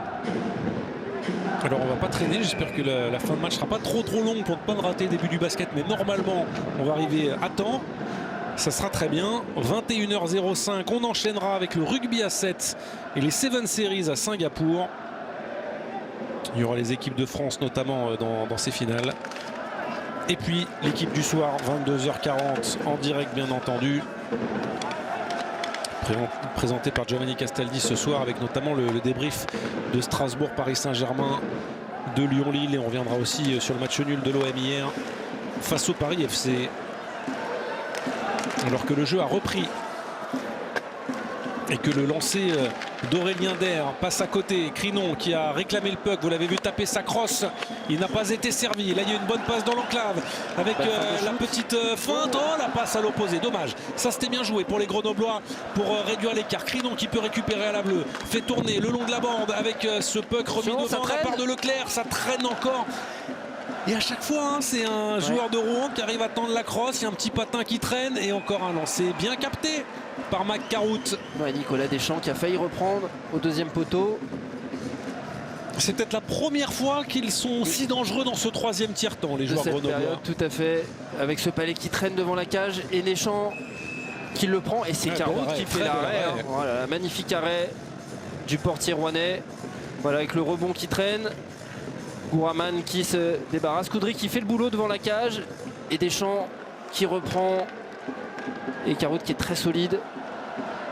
comme depuis le début du match, parce que malgré cette petite erreur sur le but d'Englund, il réalise un match très très solide, le gardien américain. Et Deschamps n'a pas la clé pour le moment. Je crois qu'il n'y a pas de Grenoblois qui l'ont.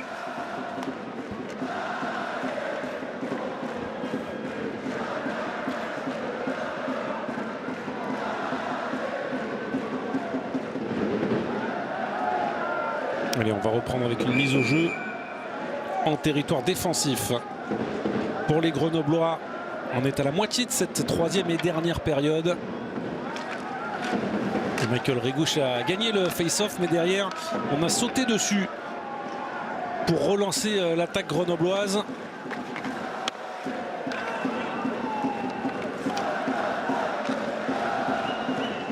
Les Grenoblois qui sont loin dans le pressing. Ils ont abandonné dans leur tête, ça se sent. Ils ont vraiment baissé d'intensité, même eux n'y croient plus.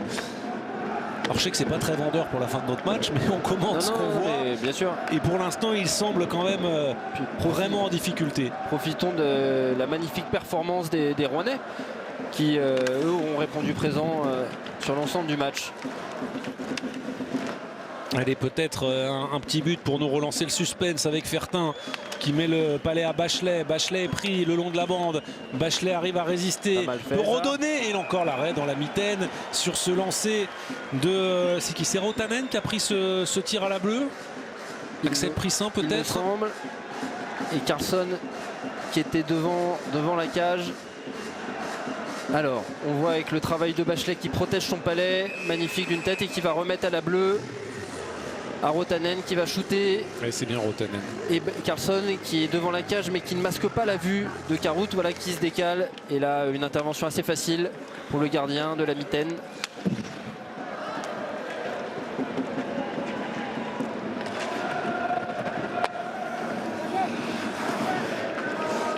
Pintarik qui va remettre le long de la bande.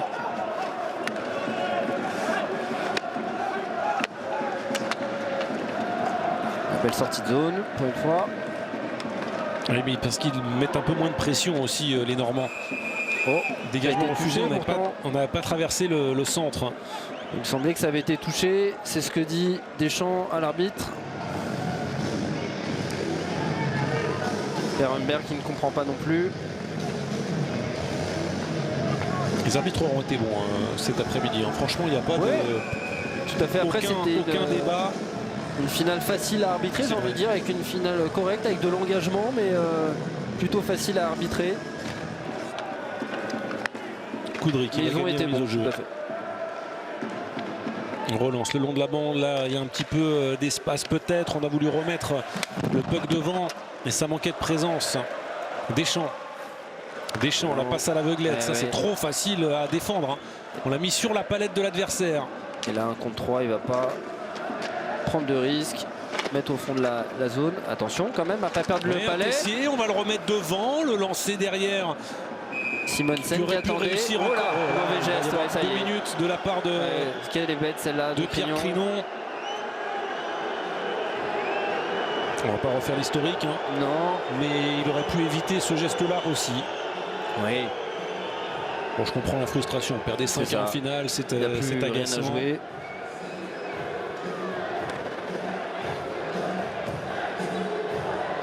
Alors on va revoir avec Pintarik qui est pressé à la cage et Simonsen qui récupère le palais. Et voilà. Non, il n'y avait vraiment pas lieu de... Non. Oui, il tombe peut-être un peu vite, c'est vrai, aussi, mais Simon Lafrance. Il n'y avait pas, il n'y avait pas grand-chose non plus, mais c'était...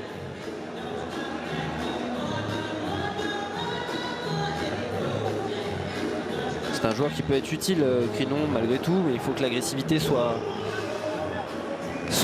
maîtrisée, exactement.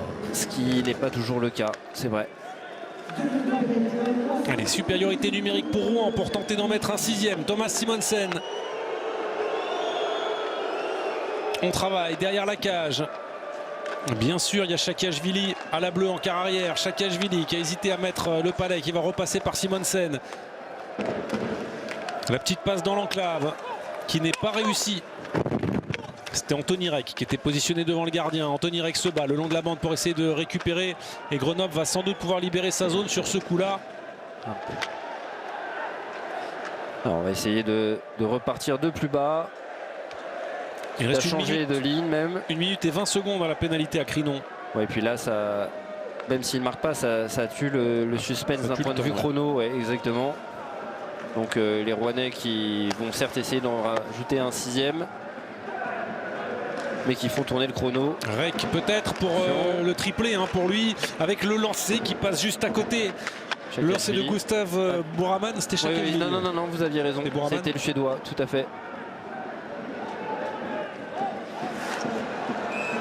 Ouais, ça, là c'est pareil. Pour obliger le gardien en revanche à geler le palais. Il y aura une mise au jeu en territoire offensif, sauf si on en met un peu trop pour Weigel en protestation et on sortira de la zone. Alors on va revoir. C'était peut-être Chakashvili. Ouais, c'était peut-être Chakashvili, ouais. Avec ce shoot, l'auteur du 2e but, et qui là va chercher la lucarne. Ça passe pas loin. C'est touché par le bouclier. Ça passe pas loin. Et c'est plus facile à voir avec le ralenti, très ralenti comme celui-là, que la vitesse réelle où le gardien doit quand même avoir un temps de réaction assez impressionnant. Alors.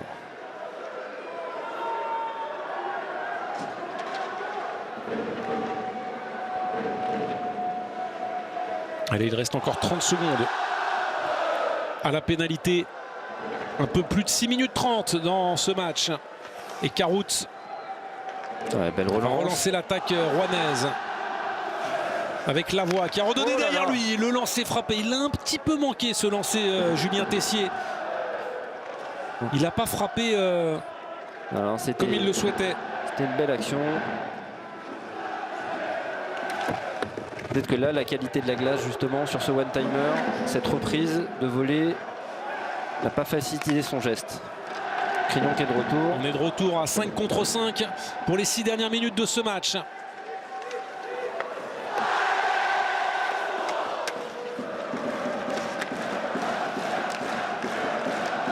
Le spectacle est autant sur la glace qu'en tribune désormais.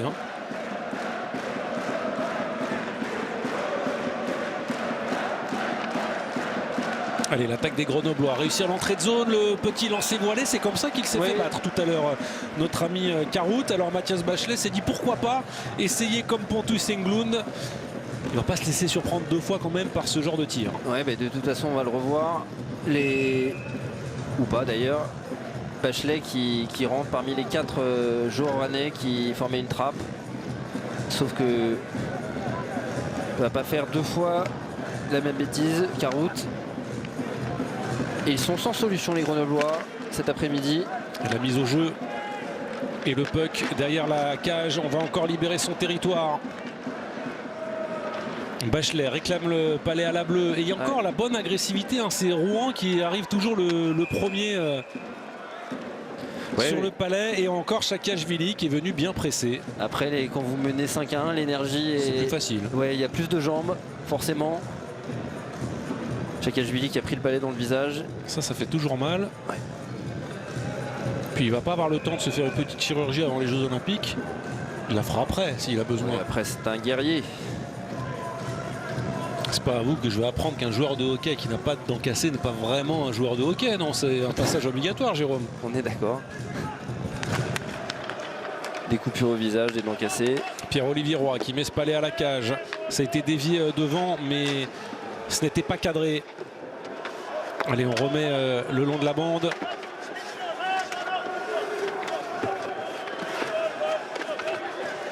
Il n'y aura pas eu beaucoup de suspense quand même dans ce match, qui aurait été d'un bon niveau, qui aurait été intéressant. C'est ça, mais à sens unique. Oui, la différence, vraiment le suspense s'était tué en seconde période parce que Grenoble devait réagir et on passe de 3-1 à forcément 5-1 alors qu'on attendait une réaction des Grenoblois.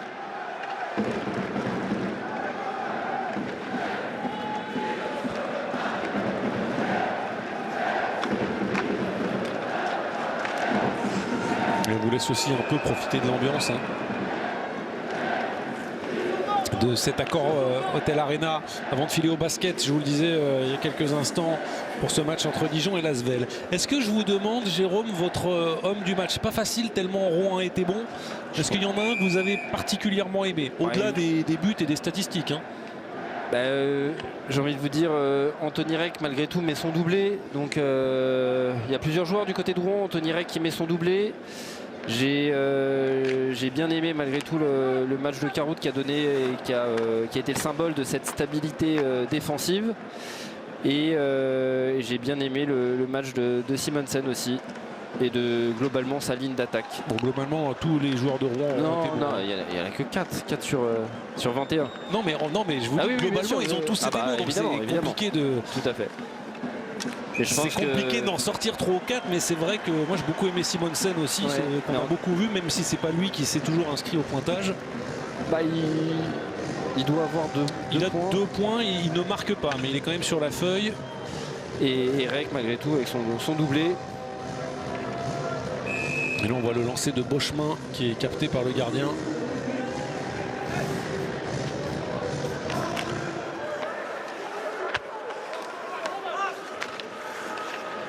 Et on va libérer le territoire pour les Noirs de Rouen. À moins de 4 minutes de la fin de cette rencontre sur la chaîne L'équipe. Tommy Perret qui a redonné derrière lui. Le Palais est sorti des limites du terrain. On va reprendre par une mise au jeu.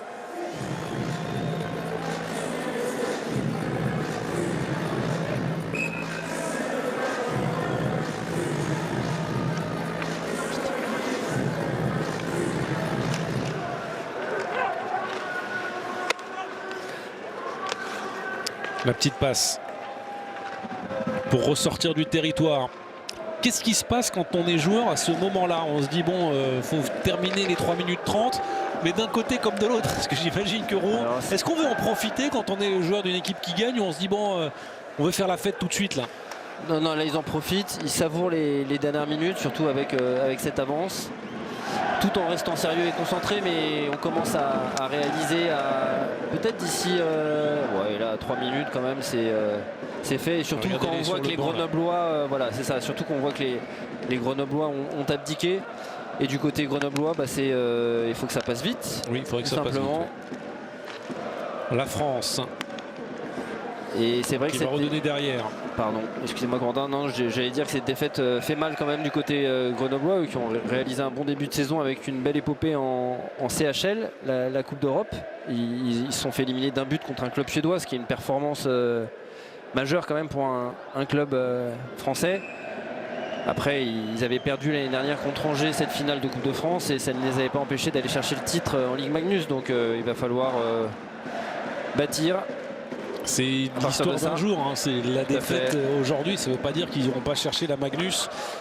Non, Rouen va rêver du doublé, bien entendu. Angers va aussi essayer de s'en mêler. Et puis il y aura d'autres candidats, parce qu'après, il y a la saison régulière, il y a les playoffs. C'est pas toujours, tout à fait, c'est pas toujours la même chose. Et le lancer qui a été bloqué devant la cage. Est-ce qu'ils vont avoir l'énergie d'aller en mettre un 6e? Est-ce qu'on a envie d'aller, même alors qu'on est en cage vide, on a sorti le gardien à 5-1 Oui, de toute façon 5-1, 6-1, c'est pas... Ça change rien. De toute façon, la coupe, elle est gagnée. Elle va partir en Normandie. Ce trophée Pete la Liberté. Alors que Rotanen aurait aimé frapper ce puck à la bleue. Le voilà servi. Juho Rotanen. Et on perd le Palais. Là, il va falloir sprinter. Et c'est pas son point fort au Canadien Zayak. Et attention. Le Palais récupéré par Rouen. On s'est mis devant la cage. C'est Aurélien Der qui fait office de gardien là. Il s'est fait mal Zayak. Il ne manquerait plus que ça de voir le défenseur sans doute le plus utilisé être blessé pour la suite de la saison. On espère que c'est pas trop grave pour Nolan Zayak. Moins de 2 minutes et le 6e il est là. Oh, le lancer, il était bloqué et le voilà. Le but de Réguch. C'est Michael Réguch qui marque parce que Chase Graysock lui a un petit peu manqué l'opportunité. 6-1. C'est un festival pour Rouen qui aura dominé de bout en bout cette rencontre.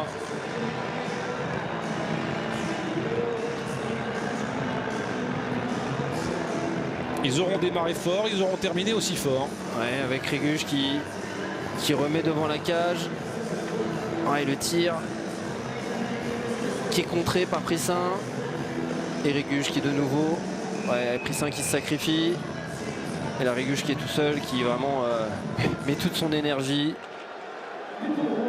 pour marquer ce but en cage vide.